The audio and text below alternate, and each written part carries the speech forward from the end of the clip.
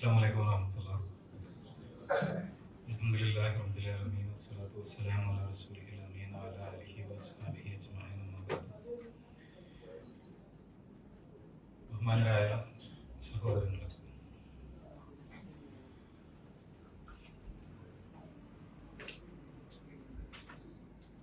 ഫലസ്തീൻ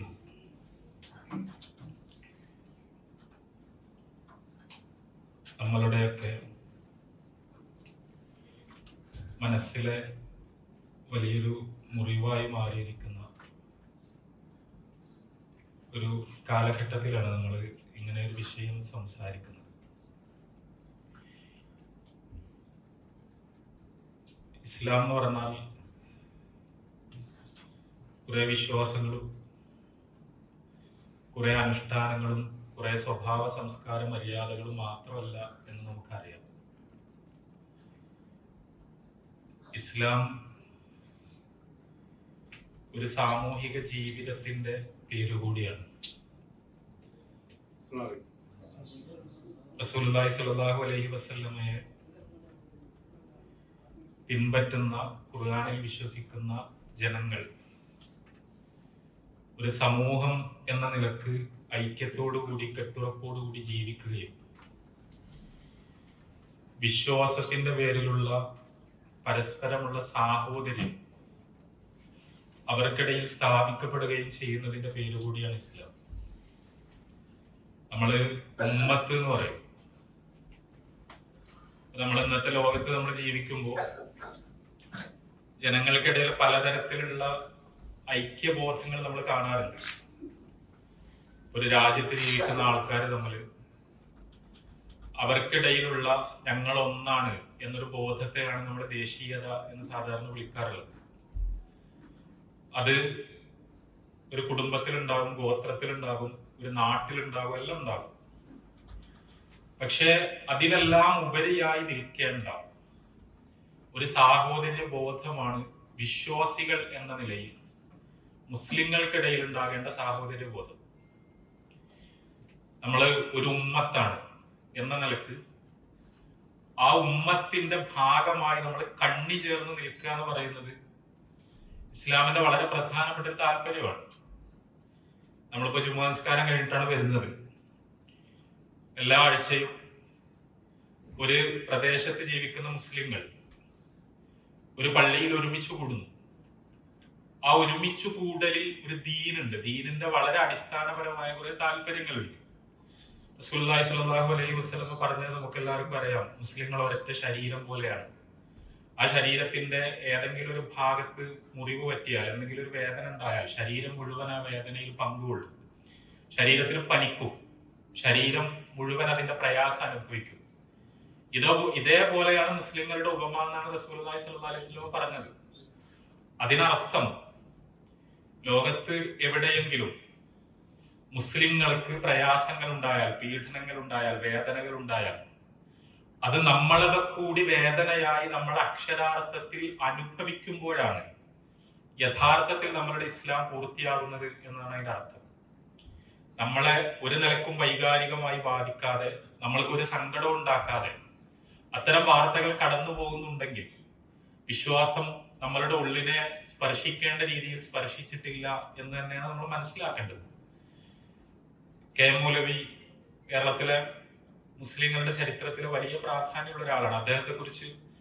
അദ്ദേഹത്തെ പരിചയം ഉണ്ടായിരുന്നു. അദ്ദേഹത്തിന്റെ കൂടെ അവസാന കാലത്ത് കുറെ സമയം ചെലവഴിക്കാൻ അവസരം കിട്ടിയ ഒരു ചെറുപ്പക്കാരൻ, അന്ന് ചെറുപ്പക്കാരനായിരുന്ന ഒരാളോട് ഇങ്ങനെ ആ പഴയകാല കഥകൾ ഇങ്ങനെ ചോദിച്ച സമയത്ത് അദ്ദേഹം പറഞ്ഞത്, ആഫ്രിക്കയിലെ ഒരു മുസ്ലിമിന്റെ കാലിൽ ഒരു മുള്ളു തറച്ചു എന്ന് കേട്ടാൽ കെ മൗലവി അറിയാതെ കാല് തടവി പോകുമായിരുന്നു എന്നാണ്.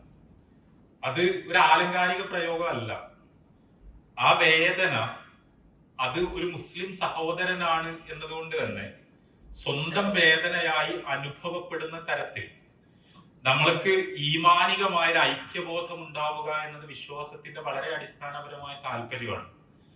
അതുകൊണ്ട് തന്നെ ഫിലസ്തീനികളുടെ ദൈനംദിന അനുഭവങ്ങൾ, ഇപ്പോൾ കഴിഞ്ഞ മാസങ്ങൾ എന്ന് പറഞ്ഞാൽ അവിടെ നടന്ന ഭീകരമായ കൂട്ടക്കുരുതികൾ, അവിടെ പതിറ്റാണ്ടുകളായി തുടർന്നുകൊണ്ടിരിക്കുന്ന അധിനിവേശങ്ങൾ, അവിടെ അടിമകളെ പോലെ നിന്ദ്യരായി ജീവിക്കുവാൻ വേണ്ടി നിർബന്ധിക്കപ്പെട്ടുകൊണ്ടിരിക്കുന്ന മുസ്ലിം സഹോദരങ്ങൾ, ഇത് എല്ലാം തന്നെ നമ്മളുടെ ചിന്താ വിഷയങ്ങളാകേണ്ടതാണ്, പ്രാർത്ഥനാ വിഷയങ്ങളും ആകേണ്ടതാണ്.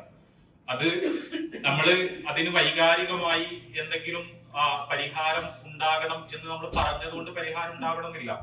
നമ്മൾക്ക് ഏറ്റവും അടിസ്ഥാനപരമായി നമുക്ക് ചെയ്യാൻ കഴിയുക അള്ളാഹിനോട് പ്രാർത്ഥിക്കുക എന്നുള്ളതാണ്. നമ്മളിങ്ങനെ ഫലസ്തീനു വേണ്ടി പ്രാർത്ഥിക്കണം എന്നല്ല പലപ്പോഴും എനിക്ക് തോന്നാറുണ്ട്. ഒരു ജുമ്മക്കൊക്കെ നമ്മൾ പോയാൽ ഖത്തീബ് ഫലസ്തീനു വേണ്ടി പ്രാർത്ഥിച്ചാൽ പുറത്തിറങ്ങിയിട്ട് നമ്മൾ പറയല് കുത്തുബ ഭയങ്കരമായിരുന്നു, ഫലസ്തീനു വേണ്ടി ഭയങ്കര പ്രാർത്ഥന ഉണ്ടായിരുന്നു. അത് ഈ പോയ പള്ളിയിൽ ഉണ്ടായിരുന്നു, ഇവിടെ ഭയങ്കര പ്രാർത്ഥന, ഇമാമ കരഞ്ഞു എന്നൊക്കെ നമ്മൾ പറയും. അതൊരു ഒരു ചടങ്ങായി, അല്ലെങ്കിൽ നമ്മളുടെ ജുമുഅയെ വാലിഡേറ്റ് ചെയ്യുന്ന ഒരു കാര്യമായി. ഇവിടെ പ്രാർത്ഥന ഉണ്ടായിരുന്നു, അവിടെ പ്രാർത്ഥന ഉണ്ടായിരുന്നു പറയുന്നതിനപ്പുറത്ത് നമ്മൾക്ക് അത് പ്രാർത്ഥിക്കേണ്ട ഒരു വിഷയമായി മനസ്സിനുള്ളിൽ തികട്ടി വരുന്നുണ്ടോ എന്നുള്ളതാണ് വിഷയം.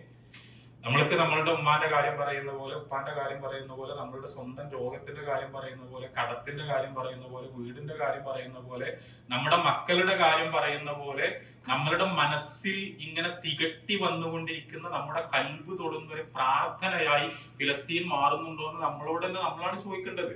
നമ്മൾ അള്ളാഹുവിന്റെ മുന്നിൽ സ്വകാര്യമായി ഇരിക്കുന്ന സന്ദർഭങ്ങളിൽ, നേരങ്ങളിൽ അങ്ങനെ അള്ളാഹുവിനോട് പ്രാർത്ഥിക്കുവാൻ മാത്രം അത് നമ്മളുടെ മനസ്സിലേക്ക് ആഴ്ന്നിറങ്ങണം. അവിടെ ഖുദ്സിന്റെ വിമോചനം എന്ന് പറഞ്ഞാൽ അത് അള്ളാഹുവിന്റെ ഇടപെടലിലൂടെ മാത്രമേ, അള്ളാഹുവിന്റെ സഹായത്തിലൂടെ മാത്രമേ. നമ്മള് ആ മുസ്ലിം സമൂഹം ഇങ്ങനെ സാമ്പ്രദായികമായി ഇങ്ങനെ പ്രാർത്ഥിച്ചു വരുന്ന കുറെ പ്രാർത്ഥനകളുണ്ട്. അവിടെ നമ്മൾ അല്ലാഹുമ്മ ഇസ്സൽ ഇസ്ലാം വൽ മുസ്ലിമീൻ എന്ന് പ്രാർത്ഥിക്കുന്നത് എന്തുകൊണ്ടാണ്? മുസ്ലിങ്ങളുടെ ഇസ്സത്ത്, മുസ്ലിങ്ങളുടെ പ്രതാപം, മുസ്ലിങ്ങളുടെ സ്വാതന്ത്ര്യം, മുസ്ലിങ്ങൾ അഭിമാനകരമായ അസ്തിത്വത്തോടു കൂടി ലോകത്ത് ജീവിക്കുക എന്ന് പറയുന്നത് നമ്മൾക്ക് വളരെ വ്യക്തിപരമായി തന്നെ നമ്മൾക്ക് ആഗ്രഹമുള്ള ഒരു കാര്യമായി മാറി വിശ്വാസത്തിന്റെ പ്രതിഫലനമാണ്. അതുകൊണ്ട് തന്നെ ആ നിലക്ക് തന്നെ ഈ വിഷയത്തെ മനസ്സിലാക്കാനും നമ്മളുടെ മനസ്സിലേക്ക് കൊണ്ടുവരാനും നമ്മുടെ പ്രാർത്ഥനകളിലേക്ക് കൊണ്ടുവരാനും ആ വേദനകളെ ആത്മീയമായ തലത്തിൽ നമ്മളുടെ വേദനകളാക്കി മാറ്റി തീർക്കാനും നമുക്ക് കഴിയേണ്ടതുണ്ട്. അള്ളാഹു അനുഗ്രഹിക്കുമാറാകട്ടെ. അതിന് പ്രചോദനമാകാൻ വേണ്ടി മാത്രമാണ് നമ്മൾ ഇങ്ങനത്തെ അറിവുകൾ പറയുന്നത്. അതല്ലാതെ കുറെ ജനറൽ നോളജ് ഉണ്ടാക്കുക എന്നുള്ള നിലക്കല്ല. ഇപ്പൊ ഫലസ്തീന്റെ ചരിത്രം എന്ന് പറഞ്ഞാൽ ഞാനിങ്ങനെ ആലോചിക്കരുത്, ഇത് എവിടെ തുടങ്ങുക എവിടെ അവസാനിപ്പിക്കുക എന്നറിയില്ല. കാരണം ആകെ കുറഞ്ഞൊരു സമയം കൊണ്ട് നമ്മൾക്ക് എത്ര കാര്യങ്ങളാണ് പറയാൻ പറ്റുക, എത്ര കാലഘട്ടത്തെ കുറിച്ചാണ് നമുക്ക് പറയാൻ പറ്റുക. അപ്പോ വളരെ ചുരുങ്ങിയ ചില കാര്യങ്ങൾ മാത്രം ഫലസ്തീന്റെ ചരിത്രവുമായി ബന്ധപ്പെട്ട് പങ്കുവെക്കാൻ മാത്രമാണ് ഞാൻ ആഗ്രഹിക്കുന്നത്. അതിൽ ചില കാര്യങ്ങളൊക്കെ നമ്മൾക്ക് അറിയുന്നതായിരിക്കും, പല സ്ഥലത്തു നിന്നും നമ്മൾ കേട്ടതായിരിക്കും. ഫിലസ്തീൻ എന്ന് പറയുന്ന ഒരു ഭൂമിയെ കുറിച്ച് അല്ലെങ്കിൽ ആ പ്രദേശത്തെ കുറിച്ച് നമ്മൾ മനസ്സിലാക്കുന്നത് അടിസ്ഥാനപരമായി തീർച്ചയായും ഖുർആനിൽ നിന്നും ഹദീസുകളിൽ നിന്നുമാണ്. റസൂലുള്ളാഹി സ്വല്ലല്ലാഹു അലൈഹി വസല്ലമ അതിനെ കുറിച്ച് സംസാരിച്ചിട്ടുള്ളതിൽ നിന്ന്, പരിശുദ്ധ ഖുർആൻ സംസാരിച്ചിട്ടുള്ളതിൽ നിന്നാണ് അതിന്റെ ഇസ്ലാമികമായ പ്രാധാന്യം രൂപപ്പെടുന്നത്. ഇവിടെ നേരത്തെ ആമുഖം പറഞ്ഞപ്പോ അജ്മൽ മദനി സൂചിപ്പിച്ചല്ലോ, ഇസ്ലാമിൽ ആ ഭൂമിക്ക് അവിടെ നിർമ്മിക്കപ്പെട്ടിട്ടുള്ള ആരാധനാലയത്തിനുള്ള പ്രാധാന്യത്തെ കുറിച്ച് നമുക്കറിയാം. അവിടെ പക്ഷേ റസൂലുള്ളാഹി സ്വല്ലല്ലാഹു അലൈഹി വസല്ലമ വരുന്നതിന് മുമ്പ് തന്നെ അള്ളാഹുവിന്റെ പ്രവാചകന്മാരിലൂടെ പ്രാധാന്യം കൽപ്പിക്കപ്പെട്ട ഒരു പ്രദേശമാണ് അത് എന്നും നമുക്കറിയാം. നമ്മൾ ഖുർആൻ അല്ലാതെ ഫലസ്തീനെ കുറിച്ച് നമ്മൾക്ക് മനസ്സിലാക്കാനുള്ള ഏറ്റവും പ്രധാനപ്പെട്ട ഒരു സോഴ്സ് എന്ന് പറഞ്ഞാൽ ബൈബിളാണ്. ഞാൻ അങ്ങനെ കുറച്ച് വൈജ്ഞാനികമായി തന്നെ നമ്മളത് മനസ്സിലാക്കുന്നത് നല്ലതായിരിക്കും എന്നുള്ളതുകൊണ്ടാണ് ഞാൻ അങ്ങനെ പറയുന്നത്. ബൈബിളാണ് ഫലസ്തീന്റെ ചരിത്രം വളരെ വിശദമായി പ്രതിപാദിക്കപ്പെട്ടിട്ടുള്ള വേറൊരു സ്രോതസ്. അന്ന് പ്രത്യേകിച്ചും പഴയ കാലത്തൊന്നും ഫലസ്തീന്റെ ചരിത്രം എന്ന് പറഞ്ഞിട്ട് ആധികാരികമായി ഏതെങ്കിലും ചരിത്രകാരന്മാർ എഴുതിയ വലിയ തടിച്ച പുസ്തകങ്ങളിൽ നിന്നല്ല, ബൈബിൾ എന്ന് പറയുന്ന ഒരു മതഗ്രന്ഥത്തിൽ നിന്നാണ് ഖുർആനിന് മുമ്പുള്ള ഒരു സ്രോതസ് എന്നുള്ള നിലക്ക് നമ്മൾ ഫലസ്തീനെ കുറിച്ച് മനസ്സിലാക്കുന്നത്. ബൈബിൾ എന്ന് പറഞ്ഞാൽ അള്ളാഹു അവതരിപ്പിച്ച തൗറാത്തിന്റെ ചില ഭാഗങ്ങൾ അതിലുണ്ട് എന്നതിൽ കവിഞ്ഞ് അള്ളാഹു അവതരിപ്പിച്ച ഏതെങ്കിലും വേദഗ്രന്ഥം അതേപോലെ നിലനിൽക്കുന്നതിന്റെ പേരല്ല ബൈബിൾ. അതിൽ മനുഷ്യന്മാർ എഴുതിയ പലതും ഉണ്ട്. അതുകൊണ്ട് തന്നെ അതിൽ അബദ്ധങ്ങൾ ഉണ്ടാവാം, അതിൽ തെറ്റുകൾ ഉണ്ടാവാം, അതിൽ പറയണതൊക്കെ ശരിയായിക്കൊള്ളണമെന്നൊന്നുമില്ല.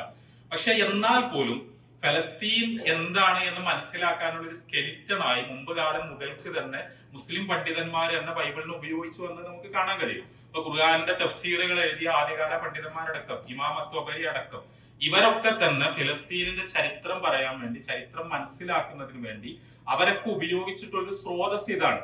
അത് ചിലപ്പോൾ ബൈബിൾ നേരെ മറിച്ചു നോക്കിയിട്ടാവണം എന്നില്ല. ബൈബിളിനെ കുറിച്ച് പാണ്ഡിത്യമുള്ള ആൾക്കാർ ഇസ്ലാം സ്വീകരിച്ചിട്ടുണ്ടാവും, അവരുടെ പ്രസംഗങ്ങളിൽ നിന്ന് കേട്ടതായിരിക്കും.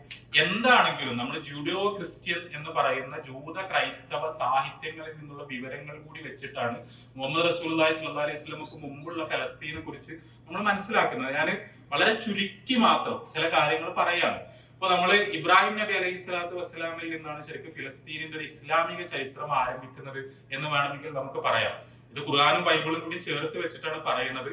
ഇബ്രാഹിം നബി അലൈഹി സ്വലാത്തു വസ്സലാം ഇറാഖിലെ, ഇന്നത്തെ ഇറാഖിലെ ഊർ എന്ന് പറയുന്ന പട്ടണത്തിലാണ് ജനിച്ചതും വളർന്നതെന്ന് നമുക്കറിയാം. പക്ഷെ അദ്ദേഹം അങ്ങനെ നീണ്ട പലായനങ്ങൾ നടത്തിയ ഒരാളാണ്. അതുകൊണ്ടാണല്ലോ മക്കയെ പോയിട്ട് കാബ ഉണ്ടാക്കുന്നത്. അന്നത്തെ കാലത്ത് ഇറാഖിൽ നിന്ന് മക്കയിൽ എത്തുക എന്ന് പറഞ്ഞാൽ വലിയൊരു ദൂരം അദ്ദേഹം താണ്ടണം. ഇതേപോലെ ഇബ്രാഹിം നബി അലൈഹി സ്വലാത്തു വസ്സലാം അതിനൊക്കെ മുമ്പ് അദ്ദേഹത്തിന്റെ കുടുംബത്തെയും കൂട്ടി ഫിലസ്തീനിലേക്ക് പോകുന്നു. പോകേണ്ട സാഹചര്യം നമുക്കറിയാം. അദ്ദേഹം നാട്ടിൽ ജീവിക്കാൻ പറ്റാത്ത അവസ്ഥ ഉണ്ടായതാണ്, വീട്ടിൽ നിന്ന് പുറത്താക്കപ്പെട്ടതാണ്. അങ്ങനെ ഇബ്രാഹിം നബി അലൈഹി സ്വലാത്തു വസ്സലാം ഫിലസ്തീനിൽ വരുന്നു, പല പ്രയാസങ്ങൾ നേരിടുന്നു. അവസാനം ഫിലസ്തീനിൽ അദ്ദേഹം സെറ്റിൽ ചെയ്യുന്നു. അദ്ദേഹത്തിന്റെ കുടുംബത്തെയുമായി അദ്ദേഹം സെറ്റിൽ ചെയ്യുന്നു. ആ സമയത്ത് ഫിലസ്തീൻ എന്ന് പറഞ്ഞാൽ പൂർണ്ണമായും വിഗ്രഹാരാധകരുടെ ഒരു ഭൂമിയാണ്. വിഗ്രഹാരാധകരുടെ ഒരു ഭൂമിയാണ്. അവിടെ ഉള്ളത് മുഴുവൻ ബഹുദൈവാരാധകരാണ്. ആ ബഹുദൈവാരാധകർക്ക് ഇടയിലേക്കാണ് ഇബ്രാഹിം നബി അലൈഹി സ്വലാത്തു വസ്സലാം കടന്നു ചെല്ലുന്നത്. അവിടെ അദ്ദേഹത്തിന് പക്ഷെ സ്വസ്ഥമായി ജീവിക്കാൻ ഒരു ഇടം കിട്ടുന്നു. അവിടെ വെച്ച് അദ്ദേഹത്തിന്റെ ഭാര്യ സാറ മരിക്കുന്നു. അവരെ കബറടക്കണം. ആ കബറടക്കാൻ വേണ്ടി ഇബ്രാഹിം നബി അലൈഹി സ്വലാത്തു വസ്സലാം അവിടുത്തെ ബഹുദൈവാരാധകരിൽ നിന്ന് 400 ഷെക്കൽ കൊടുത്തിട്ട്, ഷെക്കൽ എന്ന് പറഞ്ഞാൽ ഇന്നത്തെ ഇസ്രായേലിന്റെ കറൻസിന്റെ പേരാണ്. നമുക്കറിയാം, നമ്മള് ദീനാറ് ദിർഹം എന്നെല്ലാം പറഞ്ഞപ്പോ ദീനാറും ദിർഹം ഒക്കെ ഇപ്പോ ഗൾഫ് സ്റ്റേറ്റുകളെ കറൻസികളായിട്ടുണ്ടല്ലോ. പക്ഷെ റസൂലുള്ളാഹി സ്വല്ലല്ലാഹു അലൈഹി വസല്ലമയുടെ കാലത്തും ദീനാറും ദിർഹമും ഉണ്ട്. അത് നമ്മൾ സ്വർണ്ണ നാണയത്തിലും വെള്ളി നാണയത്തിലും അന്ന് പറഞ്ഞിരുന്ന പേരാണ്. ഇതേപോലെ ഇബ്രാഹിം നബി അലൈഹി സ്വലാത്തു വസ്സലാമിന്റെ കാലത്ത് അവർക്കിടയിൽ പ്രചാരത്തിൽ ഉണ്ടായിരുന്ന അന്നത്തെ നാണയത്തിന്, വെള്ളി നാണയത്തിന് അവർ പറഞ്ഞിരുന്ന പേരാണ് ഷെക്കൽ. അതാണ് ഇന്നത്തെ കാലത്ത് കറൻസിക്ക് പേരിട്ടത്. എന്താണെങ്കിലും 400 ഷെക്കൽ കൊടുത്തിട്ട് ഇബ്രാഹിം നബി അലൈഹി സ്വലാത്തു വസ്സലാം അവരെ സാറയെ കബറടക്കാൻ വേണ്ടി ഒരു സ്ഥലം വാങ്ങുകയാണ്. ഒരു ഗുഹയും അതിനോടനുബന്ധമായ ഒരു സ്ഥലവും വാങ്ങുകയാണ്. അങ്ങനെയാണ് ഇബ്രാഹിം നബിക്ക് അവിടെ പ്രോപ്പർട്ടി ഉണ്ടാവുന്നത്. ഞാൻ പറയുന്നത് ഫിലസ്തീനിൽ ജനിച്ചു വളർന്ന ഒരാളല്ല അദ്ദേഹം. അദ്ദേഹം കുടുംബത്തെയും കൂട്ടി അങ്ങോട്ട് ഹിജ്റ പോകുന്നു, അവിടെ താമസം തുടങ്ങുന്നു, അവിടെ അദ്ദേഹം പ്രോപ്പർട്ടി വാങ്ങുന്നു. ആ പ്രോപ്പർട്ടിയോടനുബന്ധിച്ച് അദ്ദേഹം ജീവിക്കുന്നു. അദ്ദേഹത്തിന്റെ കുടുംബത്തിൽ നിന്നും മരിച്ചവരെ ആ പ്രോപ്പർട്ടിയിൽ തന്നെ കബറടക്കുന്നു. ഇങ്ങനെയാണ് ഇബ്രാഹിം നബി അലൈഹി സ്വലാത്തു വസ്സലാം അവരുടെ ജീവിതം ആരംഭിക്കുന്നത്. ഇന്നത്തെ ഫലസ്തീന്റെ മാപ്പിൽ നമ്മൾ ഹെബ്രോൺ എന്ന് പറയും. ഹെബ്രോൺ എന്ന് പറഞ്ഞാൽ വെസ്റ്റ് ബാങ്കിലുള്ള ഒരു സ്ഥലമാണ്. ആ ഹെബ്രോൺ എന്ന് പറഞ്ഞ സ്ഥലത്താണ് ഇബ്രാഹിം നബി അലൈഹി സ്വലാത്തു വസ്സലാം ഈ പ്രോപ്പർട്ടി വാങ്ങിയത്. ഇത് അവിടെയാണ് ഇബ്രാഹിം നബിന്റെ ഖബർ. അതാണല്ലോ ഇപ്പൊ ഫലസ്തീനിൽ പോയാൽ കാണുന്ന പ്രധാനപ്പെട്ട ഒരു കാര്യം ഇബ്രാഹിം നബിയുടെ ഖബറാണ്, അദ്ദേഹത്തിന്റെ കുടുംബത്തിന്റെ ഖബറാണ്. അതുകൊണ്ടാണ് ആ സ്ഥലം അൽ ഖലീൽ എന്ന് അറിയപ്പെടാനുള്ള കാരണം ഇതാണ്. എന്തായിരുന്നാലും ഇവിടെ നിന്നാണ് ഫലസ്തീന്റെ ചരിത്രം തുടങ്ങുന്നത്. നമുക്കറിയാം, ഇബ്രാഹിം നബി അലൈഹി സ്വലാത്തു വസ്സലാം അവിടെ ജീവിച്ചു, ഇസ്ഹാഖ് നബി അലൈഹി സ്വലാത്തു വസ്സലാം അവിടെ ജീവിച്ചു, യാക്കൂബ് നബി അലൈഹി സ്വലാത്തു വസ്സലാം അവിടെ ജീവിച്ചു. യാക്കൂബ് നബിക്ക് മക്കളുണ്ടായി. യൂസുഫ് നബിനെ തട്ടിക്കൊണ്ടുപോകുന്നത് അതൊക്കെ ഫലസ്തീനിൽ നിന്നാണ്. പക്ഷേ നമുക്കറിയാം, ഈ യൂസുഫ് നബി അലൈഹി സ്വലാത്തു വസ്സലാം ഈജിപ്തിൽ എത്തിപ്പെട്ടു, അവിടുത്തെ മന്ത്രിയായി. ഇവിടെ ഫിലസ്തീനിൽ ക്ഷാമം ഉണ്ടായി. ആ ക്ഷാമം ഉണ്ടായപ്പോ യൂസുഫ് നബി അലൈഹി സ്വലാത്തു വസ്സലാം യാക്കൂബ് നബിയെയും അദ്ദേഹത്തിന്റെ സഹോദരങ്ങളെയും ഈജിപ്തിലേക്ക് കൊണ്ടുപോയി. അതോടുകൂടി ഫിലസ്തീനിൽ പിന്നെ ഇവരില്ല. ഇത് ഇങ്ങനെ ഒരു തരം ബ്രേക്കും ഇല്ലാതെ ഇവരിങ്ങനെ കുടുംബ പരമ്പര പണ്ട് മുതലേ അവിടെ താമസിച്ചു വന്നു എന്നുള്ളതല്ല. ഇത് ശരിക്കും വളരെ ചെറിയൊരു പീരിയഡ് ആണല്ലേ. ഇബ്രാഹിം നബി, പുത്രൻ ഇസ്ഹാഖ് നബി, ഇസ്ഹാഖ് നബിയുടെ പുത്രൻ യാക്കൂബ് നബി, യാക്കൂബ് നബിന്റെ കുട്ടിയാണ് യൂസുഫ് നബി. ആ യൂസുഫ് നബി കുറച്ച് മുതിർന്നപ്പോഴേക്ക് ഇവര് പിന്നെ ഈജിപ്തിലേക്ക് മാറുകയാണ്. ആ കുടുംബം ഒന്നാകെ ഈജിപ്തിലേക്ക് മാറുകയാണ്. പിന്നെ അവർ ഈജിപ്തിലാണ് താമസിക്കുന്നത്. ഫിലസ്തീനിൽ ഇവരാരുമില്ല. ഫിലസ്തീനിൽ ഈ വിഗ്രഹാരാധകർ മാത്രമേ ഉള്ളൂ. അവർ ഈജിപ്തിൽ താമസിച്ച് കുറെ കഴിഞ്ഞപ്പോ നമുക്കറിയാം, ഫിറഔൻ അവരെ അടിമകളാക്കി. അവരവിടെയാണ് പെറ്റുപെരുകിയത്. നമ്മള് ഇസ്രായേലിയർ എന്ന് പറയുന്ന ഈ വംശം ഉണ്ടല്ലോ, ഇസ്രായേലിയർ എന്ന് പറയുന്ന വംശം യഥാർത്ഥത്തിൽ പെറ്റുപെരുകിയത് ഈജിപ്തിലാണ്. വലിയൊരു വംശമായി മാറിയത് അവിടെയാണ്. അവരെയാണ് ഫിറോന് പീഡിപ്പിച്ചത്, ഫിറോന്റെ കീഴിൽ അവരെ അടിമകളായത്. ആ അടിമകളായവരെ പിന്നീട് വിമോചിപ്പിച്ചുകൊണ്ട് തിരിച്ച് ഫലസ്തീനിലേക്ക് തന്നെ കൊണ്ടുപോകുന്നത് മൂസാ നബി അലൈഹി സ്വലാത്തു വസ്സലാമാണ്. ഇതാണ് വാഗ്ദത്ത ഭൂമി എന്ന് പറയാം. ഫലസ്തീൻ യഹൂദരുടെ വാഗ്ദത്ത ഭൂമിയാണെന്നാണ് പറയാ. പ്രോമിസ്ഡ് ലാൻഡ് ആണ്. അള്ളാഹു അവർക്ക് വാക്ക് കൊടുത്തതാണ്. ആ ഭൂമി അവർക്ക് കൊടുക്കുമെന്ന് വാക്ക് കൊടുത്തതാണ്. ഇതാണ് ഈ സംഭവം. അതല്ലാതെ നമ്മൾ ആധുനിക കാലഘട്ടത്തിൽ അവരുടെ പ്രോമിസ്ഡ് ലാൻഡ് ആണെന്നല്ല.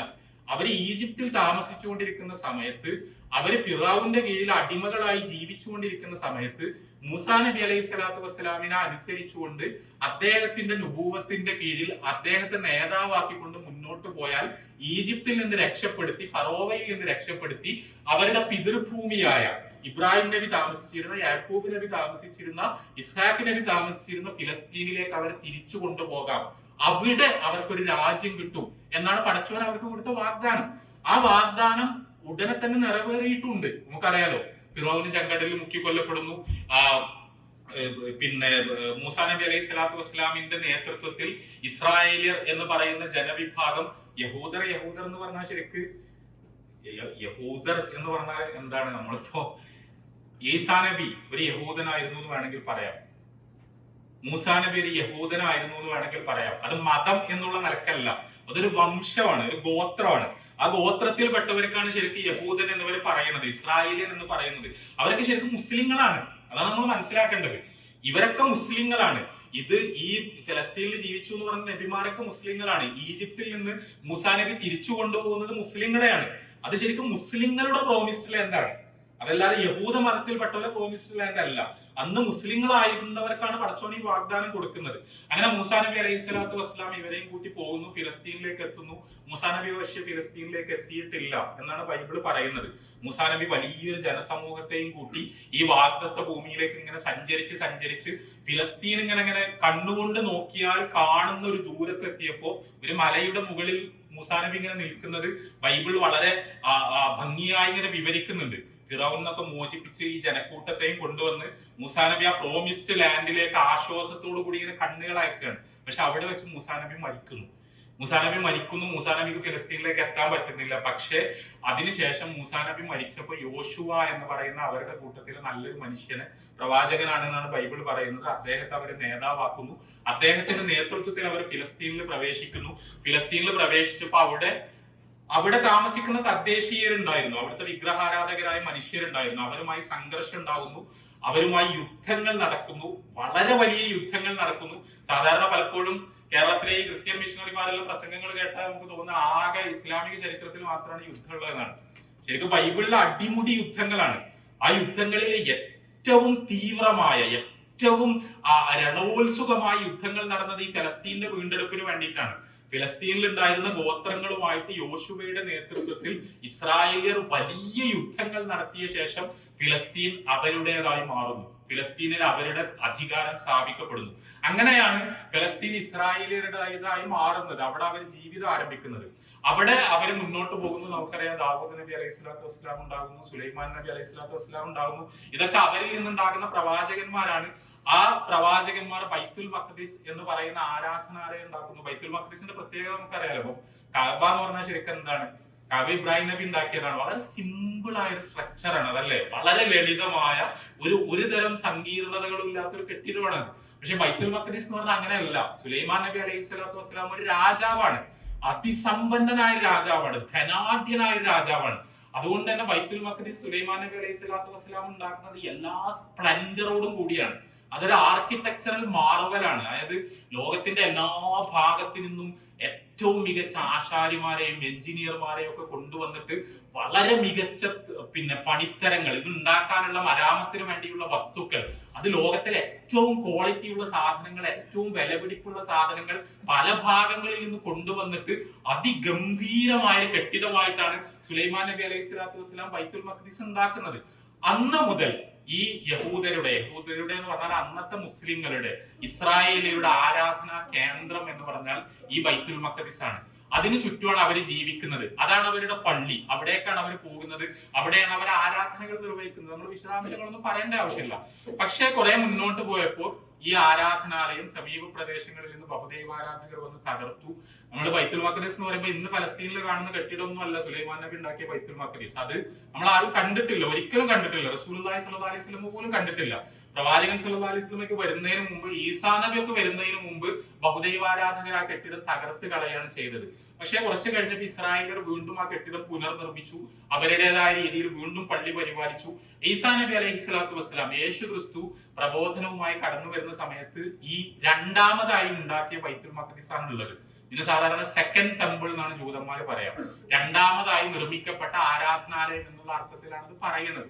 അപ്പോ ഈ ബൈത്തുൽ മഖ്ദിസിന്റെ ചുറ്റുവട്ടങ്ങളിൽ ജീവിക്കുന്ന യഹൂദരോടാണ് ഈസാ നബി അലൈഹി സ്വലാത്തു വസ്സലാം സംസാരിക്കുന്നതും പ്രബോധനം നടത്തുന്നതും അവരെ സംസ്കരിക്കാൻ ശ്രമിക്കുന്നതും അല്ല. ഈസാ നബി അലൈഹി സ്വലാത്തു വസ്സലാമിന്റെ കാലം കുറച്ച് കഴിഞ്ഞപ്പോ, ഏതാണ്ട് പതിറ്റാണ്ടുകൾ കഴിഞ്ഞപ്പോ, അന്നത്തെ റോമക്കാര് അവിടെയുള്ള ബഹുദൈവാരാധകരെ കടന്നു വന്നുകൊണ്ട് ബൈത്തുൽ മഖ്ദിസ് വീണ്ടും തകർക്കുകയാണ്. ഈ വർഷം നമ്മൾ കൃത്യമായി മനസ്സിലാക്കേണ്ട ഒരു കൊല്ലാണ് CE 70, നമ്മുടെ AD 70, ക്രിസ്താബ്ദം 70 എന്ന് പറഞ്ഞാൽ യേശുവിനെ ആകാശത്തേക്ക് ഉയർത്തിയിട്ട് ഏകദേശം ഒരു 10-30 കൊല്ലങ്ങൾക്കുള്ളിൽ ബൈത്തുൽ മഖ്ദിസ് തകർക്കപ്പെടുകയാണ് ചെയ്യുന്നത്. ബൈത്തുൽ മഖ്ദിസ് തകർക്കപ്പെട്ടു എന്ന് മാത്രമല്ല, അവിടുന്ന് യഹൂദന്മാരിൽ നല്ലൊരു ശതമാനം ഫലസ്തീനിൽ നിന്ന് പുറത്താക്കപ്പെട്ടു. റോമക്കാർ അവിടേക്ക് കടന്നു വന്നു, അവരാ രാജ്യം പിടിച്ചെടുത്തു. അവിടെ ഉണ്ടായിരുന്ന ഇസ്രായേലിയരുടെ ആരാധനാലയം തകർത്തു. ആ നാടിനെ ബഹുദൈവാരാധകരുടെ നാടാക്കി മാറ്റി. യഹൂദർ മിക്കവാറും, ഇസ്രായേലിയർ മിക്കവാറും, അല്ലെങ്കിൽ അന്നത്തെ മുസ്ലിങ്ങൾ മിക്കവാറും അവരെല്ലാവരും ഫിലസ്തീനിൽ നിന്നും പുറത്താക്കപ്പെട്ടു. ഇതിനുശേഷം അവിടെ സുലൈമാൻ നബി അലൈഹി സ്വലാത്തു വസ്സലാം നിർമ്മിച്ച ആരാധനാലയം പുനർനിർമ്മിക്കപ്പെട്ടിട്ടില്ല. നമ്മൾ പിന്നെ ഫലസ്തീനെ കുറിച്ച് കേൾക്കുന്നത് പ്രവാചകൻ സല്ലല്ലാഹു അലൈഹി വസല്ലമയുടെ ജീവിതകാലത്താണ്. നമ്മൾക്ക് ഇസ്രാ മിറാജിനെ കുറിച്ച് അറിയാം. ഈ ഇസ്രാ മിറാജ് എന്ന് പറയുമ്പോൾ പ്രവാചകൻ സല്ലല്ലാഹു അലൈഹി വസല്ലമ മക്കയിലായിരിക്കെ അവിടുത്തെ നുബുവത്തിന്റെ ആദ്യ വർഷങ്ങളിൽ അള്ളാഹു ബുറാഖ് എന്ന് പറയുന്ന ഒരു മൃഗത്തിന്റെ പുറത്ത് റസൂലുള്ളാഹി സ്വല്ലല്ലാഹു അലൈഹി വസല്ലമയെ ഫിലസ്തീനിലേക്ക് കൊണ്ടുപോകുന്നു. ഫിലസ്തീനിലേക്ക് കൊണ്ടുപോയിട്ട് റസൂലുള്ളാഹി സ്വല്ലല്ലാഹു അലൈഹി വസല്ലമ മസ്ജിദുൽ അഖ്സയിൽ എത്തി. ഏതാണ് ഈ മസ്ജിദ്? നബി സല്ലല്ലാഹു അലൈഹി വസല്ലം അത് ഏത് മസ്ജിദാണ് അവിടെ ചെന്നപ്പോൾ കണ്ടത്? നബി ഏത് കെട്ടിടമാണ് റസൂലുള്ളാഹി സ്വല്ലല്ലാഹു അലൈഹി വസല്ലം കണ്ടത്? നബി ഒരു കെട്ടിടവും കണ്ടിട്ടില്ല. കാരണം അവിടെ അന്ന് ഒരു കെട്ടിടവും ഇല്ല. നബി സല്ലല്ലാഹു അലൈഹി വസല്ലമയെ അള്ളാഹു ഇസ്രാ കൊണ്ടുപോകുന്ന സമയത്ത് അവിടെ അവശിഷ്ടങ്ങൾ മാത്രമേ ഉള്ളൂ. ഈ റോമക്കാര് തകർത്ത പഴയ ബൈത്തുൽ മഖ്ദിസിന്റെ അവശിഷ്ടങ്ങൾ മാത്രമുള്ള ഒരു ഭൂമിയിലേക്കാണ് റസൂലുള്ളാഹി സ്വല്ലല്ലാഹു അലൈഹി വസല്ലമയെ അള്ളാഹു കൊണ്ടുപോകുന്നത്. ആ അവശിഷ്ടങ്ങൾ മാത്രമുള്ള ഭൂമി എന്ന് പറയുമ്പോൾ അവിടെ ഒരു നിലക്കും പരിപാലിക്കാതെ കുറെ ചപ്പുചവറുകളൊക്കെ കൂട്ടിയിട്ടിരുന്നൊരു സ്ഥലമാണത്. ആർക്കും വേണ്ടാതെ കിടന്നിരുന്നൊരു സ്ഥലമാണത്. കാരണം ഈ ഫലസ്തീൻ പിടിച്ചടക്കിയ റോമക്കാരെ സംബന്ധിച്ചിടത്തോളം അതിന്റെ ഒരു പ്രാധാന്യം ഉണ്ടായിരുന്നില്ല. പഴയ കെട്ടിടത്തിന്റെ ചില ശേഷിപ്പുകൾ അവിടെയും ഇവിടെയും കിടക്കുന്നുണ്ടായിരുന്നു എന്ന് മാത്രമേ ഉള്ളൂ. റസൂലുള്ളാഹി സ്വല്ലല്ലാഹു അലൈഹി വസല്ലം അവിടെ നിന്നാണ് നിസ്കരിക്കുന്നത്. ആ ഭൂമിയെ ഒരു പ്രധാനപ്പെട്ട ഭൂമിയായി അള്ളാഹു റസൂലുള്ളാഹി സ്വല്ലല്ലാഹു അലൈഹി വസല്ലമക്ക് പരിചയപ്പെടുത്തി കൊടുക്കുകയാണ്, പറഞ്ഞു കൊടുക്കുകയാണ്. അതല്ലാതെ അന്ന് ഫിലസ്തീനിൽ ജീവിച്ചിരുന്ന ആളുകൾ അതിന് പ്രത്യേകിച്ച് പ്രാധാന്യമൊന്നും കൽപ്പിച്ചിരുന്നില്ല. നമുക്കറിയാം റസൂലുള്ളാഹി സ്വല്ലല്ലാഹു അലൈഹി വസല്ലം മരിച്ചു. ഉമർ റളിയല്ലാഹു അൻഹു ഖലീഫയായിരുന്ന സമയത്ത് ഈ ഭൂമികളൊക്കെ ഇസ്ലാമിക രാജ്യത്തിന്റെ ഭാഗമായി മാറി. ഇസ്ലാമിക രാജ്യം ഇങ്ങനെ വികസിച്ചുകൊണ്ടിരുന്നു. ഇവിടെ നമ്മൾ ഫിലസ്തീൻ എന്ന് പറയുന്ന ഭൂപ്രദേശം, ജോർദാൻ, നമ്മൾ ഈജിപ്ത്, സിറിയ, ലെബനാൻ എന്നൊക്കെ നമ്മൾ പറയുന്ന ഈ പ്രദേശങ്ങൾ മുഴുവൻ ഇസ്ലാമിക രാജ്യത്തിന്റെ അധീനതയിലേക്ക് വന്നു. അങ്ങനെ അധീനതയിലേക്ക് വന്നപ്പോൾ ഉമർ റളിയല്ലാഹു അൻഹു അങ്ങോട്ട് കടന്നു ചെല്ലുകയും അവിടെ നേരത്തെ ബൈത്തുൽ മഖ്ദിസ് ഉണ്ടായിരുന്ന ഭൂമിയിൽ ഉമർ റളിയല്ലാഹു അൻഹു ഒരു പള്ളി സ്ഥാപിക്കുകയും ചെയ്തു. ആ പള്ളിയെയാണ് ഇന്ന് ശരിക്കും നമ്മൾ മസ്ജിദുൽ അഖ്സ എന്ന് പറയുന്നത്. അതുകൊണ്ടാണ് അത് ഉമർ റളിയല്ലാഹു അൻഹുവിന്റെ പള്ളി എന്ന് അറിയപ്പെടുന്നത്. പലരും വിചാരിക്കുന്നത് പോലെ നേരത്തെ അവിടെ ഉണ്ടായിരുന്ന ഏതെങ്കിലും ദേവാലയം തകർത്തിട്ടൊന്നുമല്ല ഉമർ റളിയല്ലാഹു അൻഹു അവിടെ ഒരു പള്ളി ഉണ്ടാക്കുന്നത്. അവിടെ ആർക്കും വേണ്ടാതെ കിടന്നിരുന്ന ഒരു ഭൂമിയാണത്. ചപ്പുചവറുകൾ കൊണ്ട് വന്നിട്ടിരുന്ന ഒരു ഭൂമിയാണത്. അവിടെ ഒരു ആരാധനാലയം ഉണ്ടായിരുന്നില്ല. അത് തകർക്കപ്പെട്ട ഒരു ആരാധനാലയമായിരുന്നു. അതിന്റെ സ്ഥാനത്ത് ഉമർ റളിയല്ലാഹു അൻഹു ഒരു പുതിയ പള്ളി സ്ഥാപിച്ചു. ആ പള്ളിയാണ് ശരിക്കും ഇന്ന് മുസ്ലിങ്ങൾ അന്ന് മുതൽ ഇന്ന് വരെ പരിപാലിച്ചു വരുന്ന പള്ളി എന്ന് പറഞ്ഞാൽ ശരിക്കും ആ പള്ളിയാണ്. ഇതാണ് ഫലസ്തീന്റെ നമ്മൾ റസൂലുള്ളാഹി സ്വല്ലല്ലാഹു അലൈഹി വസല്ലമയുടെ വാക്കുകളിലൂടെ മനസ്സിലാക്കുന്ന ഫിലസ്തീൻ എന്ന് പറയുന്ന പ്രദേശത്തിന്റെ ഒരു നഗചിത്രം. പിന്നീട് ഫലസ്തീൻ സ്വാഭാവികമായും കുറെ മുസ്ലിം ഭരണകൂടങ്ങൾക്ക് കീഴിലായിരുന്നു. ആ മുസ്ലിം ഭരണകൂടങ്ങൾക്ക് കീഴിലായിരിക്കെ അങ്ങനെ മുന്നോട്ട് പോകുന്ന സമയത്താണ് 11ാം നൂറ്റാണ്ടിൽ നമ്മൾ കുരിശ് യുദ്ധങ്ങൾ എന്ന് വിളിക്കുന്ന ക്രൂസൈഡ്സ് എന്ന് പറയുന്ന പ്രതിഭാസം ഉണ്ടാകുന്നത്. കുരിശ് യുദ്ധങ്ങളെ പറ്റി നിങ്ങളെല്ലാം കേട്ടിട്ടുണ്ടാവും. കുരിശ് യുദ്ധങ്ങൾ എന്ന് പറഞ്ഞാൽ അന്നത്തെ പോപ്പ് അന്നത്തെ ക്രിസ്ത്യൻ രാജാക്കന്മാർക്ക് ഒരു ആഹ്വാനം കൊടുക്കുകയാണ്. അദ്ദേഹത്തിന്റെ പ്രസംഗത്തിൽ പറഞ്ഞത് എന്താണ് നമ്മളുടെ അവസ്ഥ? പഴയ കാലത്ത് ക്രിസ്ത്യാനികളുടെ കയ്യിലായിരുന്ന രാജ്യങ്ങൾ മുഴുവൻ മുസ്ലിങ്ങളുടെ കയ്യിലാണ്. ഈജിപ്ത് ഒരു ക്രിസ്ത്യൻ രാജ്യമായിരുന്നു. അത് ഇന്നൊരു ഇസ്ലാമിക സാമ്രാജ്യത്തിന്റെ ഭാഗമാണ്. ഫിലസ്തീൻ അങ്ങനെയാണ്, സിറിയ അങ്ങനെയാണ്, ജോർദാൻ അങ്ങനെയാണ്. ഈ പ്രദേശങ്ങൾ മുഴുവൻ മുസ്ലിങ്ങളുടെ കയ്യിലാണ്. അത് മുസ്ലിങ്ങളുടെ കയ്യിൽ നിന്ന് നിങ്ങൾ തിരിച്ചെടുക്കണം. പ്രത്യേകിച്ചും ജെറൂസലേം. കാരണം അത് യേശു ജീവിച്ച പ്രദേശമാണ്, യേശുവിന്റെ നാടാണ്, യേശു ജനിക്കുകയും വളരുകയും ചെയ്ത പ്രദേശമാണ്. ആ പ്രദേശം ക്രിസ്ത്യാനികളുടെ വിശുദ്ധ ഭൂമിയാണ്. അത് നമ്മൾ മുസ്ലിങ്ങളിൽ നിന്ന് വീണ്ടെടുക്കണം എന്ന് പറഞ്ഞിട്ട് അന്നത്തെ പോപ്പ് വളരെ വൈകാരികമായ ആഹ്വാനങ്ങൾ നടത്തി. അന്നത്തെ കുരിശുയുദ്ധ പടയാളികളെ പറഞ്ഞു പഠിപ്പിച്ചിരുന്നത് എന്താണെന്ന് വെച്ചാൽ മുസ്ലിങ്ങൾ വിഗ്രഹാരാധകരാണെന്നാണ്. മുസ്ലിങ്ങൾ എന്ന് പറഞ്ഞാൽ ഇബ്രാഹിം നബി, ഇസ്മായിൽ നബി, മൂസാ നബി, ഈസാ നബി എന്നായിട്ട് യാതൊരു ബന്ധവും ഇല്ലാത്ത ഒരു വിഗ്രഹാരാധക ജനതയാണ് മുസ്ലിങ്ങൾ. അവരെ കൊന്നാൽ നിങ്ങൾക്ക് പടച്ചോന്റെ അടുത്ത് പുണ്യം കിട്ടും എന്നുള്ള തരത്തിലുള്ള ഒരു പ്രോപ്പഗൻഡയാണ് നടന്നിരുന്നത്. അതുകൊണ്ടാണ് ലോകത്തിന്റെ എല്ലാ ഭാഗത്തു നിന്നും, പ്രത്യേകിച്ച് യൂറോപ്യൻ നാടുകളിൽ നിന്ന് ക്രിസ്ത്യാനികൾ കൂട്ടം കൂട്ടമായി കുരിശ് യുദ്ധങ്ങൾക്ക് വേണ്ടി ഫലസ്തീനിലേക്ക് പോയത്, മുസ്ലിം നാടുകളിലേക്ക് പോയത്. നമ്മൾക്ക് അറിയാലോ, കുരിശ് യുദ്ധങ്ങൾ ഉണ്ടാകുന്നു, ഭീകരമായ തരത്തിലുള്ള അധിനിവേശം ഫലസ്തീനിൽ ഉണ്ടാകുന്നു. ഫലസ്തീനിലേക്ക് കടന്നു ചെന്ന കുരിശ് പടയാളികൾ അവിടെ സംഹാര താണ്ഡവമാടി എന്ന് തന്നെ പറയാം. അവിടെ ജനങ്ങളെ ഒന്നാകെ കൂട്ടക്കൊല ചെയ്തു. അവര് ഈ നാട് പിടിച്ചടക്കി, ഈ നാടിന്റെ അധികാരികളായി മാറി. ഫലസ്തീനിൽ ഒന്നാകെ ചോരപ്പുഴ ഒഴുകി. പക്ഷെ ഒരു 100 കൊല്ലങ്ങൾക്കുള്ളിൽ സലാഹുദ്ദീൻ അയ്യൂബിയുടെ നേതൃത്വത്തിൽ ഈ നാട് വീണ്ടെടുക്കപ്പെട്ടു. വീണ്ടും അത് മുസ്ലിങ്ങളുടെ കയ്യിലേക്ക് തന്നെ വന്നു. പിന്നീട് ഒരിക്കലും അതൊരു മുസ്ലിം നാട് അല്ലാതായി മാറിയിട്ടില്ല. ഇത് സംഭവിക്കുന്നത് 12-ാം നൂറ്റാണ്ടിലാണ്. അതിനുശേഷം പിന്നീട് അതൊരിക്കലും മുസ്ലിം നാട് അല്ലാതായി മാറിയിട്ടില്ല. അറബ് മുസ്ലിങ്ങൾ ജീവിക്കുന്ന, അവരുടെ കൂടെ അവിടെയുള്ള കുറച്ച് യഹൂദരും പിന്നെ കുറച്ച് ക്രിസ്ത്യാനികളും ഒരുമിച്ച് ഇടകലർന്ന് ജീവിച്ചിരുന്ന ഒരു പ്രദേശമായിട്ടാണ് ഫിലിസ്തീൻ അന്ന് മുതൽ ഇന്ന് വരെ നിലനിൽക്കുന്നത്. അവിടുത്തെ ക്രിസ്ത്യാനികളെ സംബന്ധിച്ചിടത്തോളം ബൈത്തുൽ മഖ്ദിസിനല്ല അവരെ മനസ്സിലുള്ള പ്രാധാന്യം, യേശുവുമായി ബന്ധപ്പെട്ട ചില സ്ഥലങ്ങൾക്കാണ്. യേശുവിന്റെ ജനനം നടന്ന സ്ഥലം, ആ രീതിയിൽ യേശുവിന്റെ ജീവിതവുമായി ബന്ധമുണ്ട് എന്ന് കരുതപ്പെടുന്ന സ്ഥലത്ത് സ്ഥാപിക്കപ്പെട്ട ചില ക്രിസ്ത്യൻ പള്ളികൾക്കാണ് അവരെ സംബന്ധിച്ചിടത്തോളം പ്രാധാന്യമുള്ളത്. ഇങ്ങനെയാണ് ഫലസ്തീൻ മുന്നോട്ട് പോയത്. ആധുനിക കാലത്ത് ഫലസ്തീൻ ഉസ്മാനികളുടെ കയ്യിലായിരുന്നു, ഉസ്മാനി സാമ്രാജ്യത്തിന്റെ കയ്യിലായിരുന്നു. ആ ഉസ്മാനി സാമ്രാജ്യത്തിന്റെ കയ്യിൽ ഫലസ്തീനുള്ള സമയത്താണ് 1-ാം ലോക മഹായുദ്ധത്തിന് ശേഷം ഫലസ്തീൻ ഒരു ബ്രിട്ടീഷ് മാൻഡേറ്റ് ആയി മാറുന്നത്, ഒരു ബ്രിട്ടീഷ് ഭരണ പ്രദേശമായി മാറുന്നത്. നമുക്കറിയാലോ, ഇന്ത്യ ബ്രിട്ടീഷ് ഇന്ത്യ ആയിരുന്നത് പോലെ ഫലസ്തീൻ എന്ന് പറയുന്നത് ബ്രിട്ടീഷ് പാലസ്റ്റൈൻ ആയിരുന്നു. അത് ബ്രിട്ടീഷുകാർ ഭരിച്ചിരുന്ന ഒരു പ്രദേശമായിരുന്നു. കാരണം 1-ാം ലോക മഹായുദ്ധത്തോടു കൂടി പഴയ ഓട്ടോമൻ എംപയറിന്റെ, ഉസ്മാനി സാമ്രാജ്യത്തിന്റെ പ്രവിശ്യകളൊക്കെ കൊളോണിയൽ ശക്തികൾ ഓഹരി വെച്ചെടുക്കുകയാണ് ചെയ്തത്.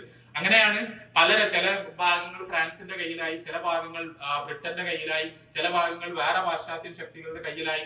അങ്ങനെ പാലസ്തീൻ ഭരിക്കാനുള്ള നിയോഗം ഉണ്ടായത് ബ്രിട്ടീഷുകാർക്കാണ്. ബ്രിട്ടീഷുകാരാണ് പിന്നീട് ഫലസ്തീന് മുന്നോട്ട് പോകുന്നത്.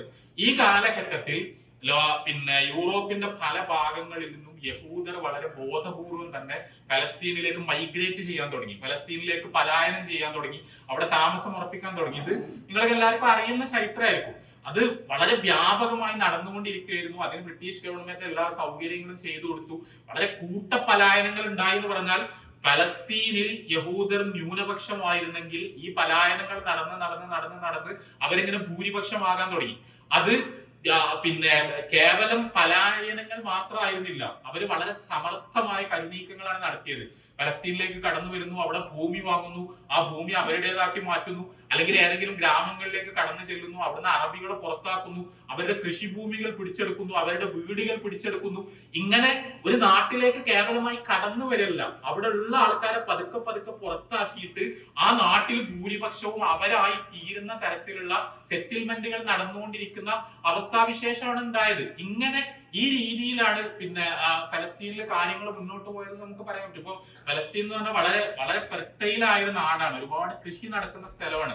മുന്തിരി ആണെങ്കിലും, ഓറഞ്ച് ആണെങ്കിലും, ഒലീവ് ആണെങ്കിലും, ഈത്തപ്പഴം ആണെങ്കിലും വൻതോതിൽ കൃഷി നടക്കുന്ന ഒരു പ്രദേശമാണ്. ഈ കൃഷി മുഴുവൻ നടത്തിയിരുന്നത് അവിടുത്തെ തദ്ദേശീയരാണ്. ഇപ്പൊ നമ്മുടെ നാട്ടിൽ ഈ ജന്മി കുടിയാൻ സിസ്റ്റം ഒക്കെ ഉള്ളത് പോലെ അവര് ഭൂമിയിൽ കൃഷി ചെയ്യും, ഈ സ്ഥല ഉടമക്ക് എന്തെങ്കിലുമൊക്കെ കൊടുക്കും. ഇവര് കൃഷി ചെയ്തുകൊണ്ടിരിക്കുന്നതിന്റെ ഇടക്കായിരിക്കും വലിയൊരു ജൂത സംഘം വരിക. അവര് പറയും ഞങ്ങൾ ഉടമസ്ഥനുമായി സംസാരിച്ചിട്ടുണ്ടെന്ന് പറഞ്ഞിട്ട് ഈ സ്ഥലം പിടിച്ചെടുക്കും. എന്നിട്ട് ഈ ഫലസ്തീനിനെ കൊണ്ട് പണിയെടുപ്പിക്കും. അത് ആലോചിച്ച് നോക്കുക, അതിന്റെ ഒരു അത് സംഭവിക്കുന്നത് എങ്ങനെയാണ് കാര്യങ്ങൾ തലകുത്തി നിൽക്കുന്നത് ആലോചിച്ച് നോക്കുക. ഒരു 100 കൊല്ലമായി ഈ കുടുംബം ഈ ഭൂമിയിൽ കൃഷി ചെയ്തുകൊണ്ടിരിക്കുകയാണ്. പെട്ടെന്ന് യഹൂദർ കടന്നു വരികയാണ്, യൂറോപ്പിൽ നിന്നുള്ള യഹൂദർ കടന്നു വരികയാണ്. അവര് ഫലസ്തീനിയെ അവിടെ തന്നെ പണിയെടുപ്പിക്കുന്നു. അവിടെ തന്നെ പണിയെടുപ്പിച്ചിട്ട് അതിന്റെ ലാഭം ഇവരെടുക്കുന്നു. ആ ലാഭം അവരെടുക്കുന്നു എന്ന് പറഞ്ഞാൽ അടിമകളെ പോലെയാണ് പണിയെടുപ്പിക്കുന്നത്. അവർക്ക് പലപ്പോഴും കൂലി പോലും കൊടുക്കാതെ അടിമകളെ പോലെ പണിയെടുപ്പിക്കുന്നു. ഇത് സ്വാഭാവികമായും സംഘർഷങ്ങളിലേക്ക് നയിക്കുന്നു. നമുക്കറിയാലോ, സ്വാഭാവികമായി ഇതൊക്കെ നമ്മൾ പറയുന്നത് 948 മുമ്പുള്ള ഒരു കാലത്താണ്. ഫലസ്തീൻ ബ്രിട്ടീഷുകാരുടെ കയ്യിലായിരുന്ന സമയത്തെ കാര്യമാണ് നമ്മൾ പറയുന്നത്. ഇങ്ങനെയാണ് ഫലസ്തീനിൽ യഹൂദ സെറ്റിൽമെന്റുകൾ ഇങ്ങനെ വളർന്ന് വരുന്നത്. പിന്നെ 2-ാം ലോക മഹായുദ്ധം ഉണ്ടാകുന്നു. ഹിറ്റ്ലർ ജൂതന്മാരെ കൂട്ടക്കൊല ചെയ്യുന്നു, അത് ലോകത്ത് മുഴുവൻ സഹതാപ തരംഗം ഉണ്ടാക്കുന്നു. അപ്പൊ മൈഗ്രേഷന് ശക്തി കൂടുന്നു. വീണ്ടും അതിശക്തമായ യഹൂദ പലായനങ്ങൾ ഫലസ്തീനിലേക്ക് ഉണ്ടാകുന്നു. ആ യഹൂദർ പലായനം ചെയ്തെത്തി ഫലസ്തീനിൽ ഭീകര പ്രസ്ഥാനങ്ങൾ ഉണ്ടാക്കുന്നു. ഞാൻ എന്റെ വിശദാംശങ്ങളിലേക്കൊന്നും പോകേണ്ട ആവശ്യമില്ല. പിന്നീട് നമ്മൾ ഈ പറയുന്ന ഇസ്രായേൽ എന്ന് പറയുന്ന രാജ്യത്തിന്റെ പ്രധാനമന്ത്രിമാരും പ്രസിഡന്റുമാരൊക്കെ ആയത് മിക്കവാറും പഴയ ഭീകര സംഘത്തിന്റെ നേതാക്കന്മാരാണ്.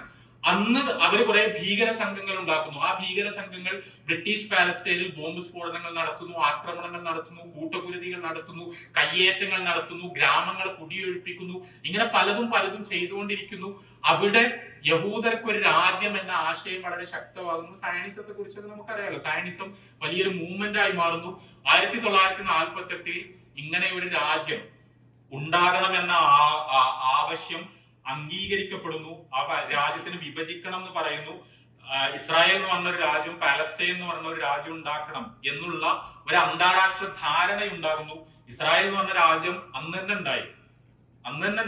പാലസ്റ്റൈൻ എന്ന് പറഞ്ഞ രാജ്യം ഇപ്പോഴും ഉണ്ടായിട്ടില്ല. അതായിരുന്നു പക്ഷെ ആ ഓഹരി വെപ്പിന്റെ വളരെ വിചിത്രമായ തലം. പലപ്പോഴും പറയാറുണ്ട്, ഈ രാജ്യം ഉണ്ടായി 11ാമത്തെ മിനിറ്റിൽ ലോകത്തെ വൻശക്തികൾ അതിനെ അംഗീകരിച്ചു.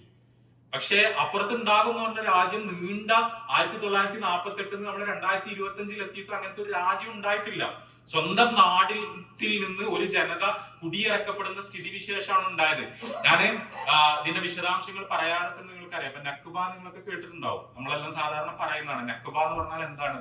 1948 ഈ രാജ്യം ഉണ്ടായപ്പോ ആ രാജ്യത്തിന് കൊടുത്തിരുന്ന നിർണിതമായ അതിർത്തികളിൽ, ആ രാജ്യം അന്യായമായ രാജ്യമാണ്, പക്ഷെ അതിന് നിർണയിക്കപ്പെട്ടിരുന്ന അതിർത്തികളിൽ പോലും ഒതുങ്ങി നിൽക്കാതെ ഫിലസ്തീന് വേണ്ടി നീക്കിവെക്കപ്പെട്ടിരുന്ന ഭൂമികളിലേക്ക് അടക്കം കയറി വന്നുകൊണ്ട് അവിടെ നിന്ന് ഗ്രാമങ്ങളിലേക്ക് ഇരച്ചു കയറി വീടുകളിൽ നിന്ന് മനുഷ്യരെ പുറത്താക്കുകയാണ്, കൃഷിഭൂമികളിൽ നിന്ന് പുറത്താക്കുകയാണ്.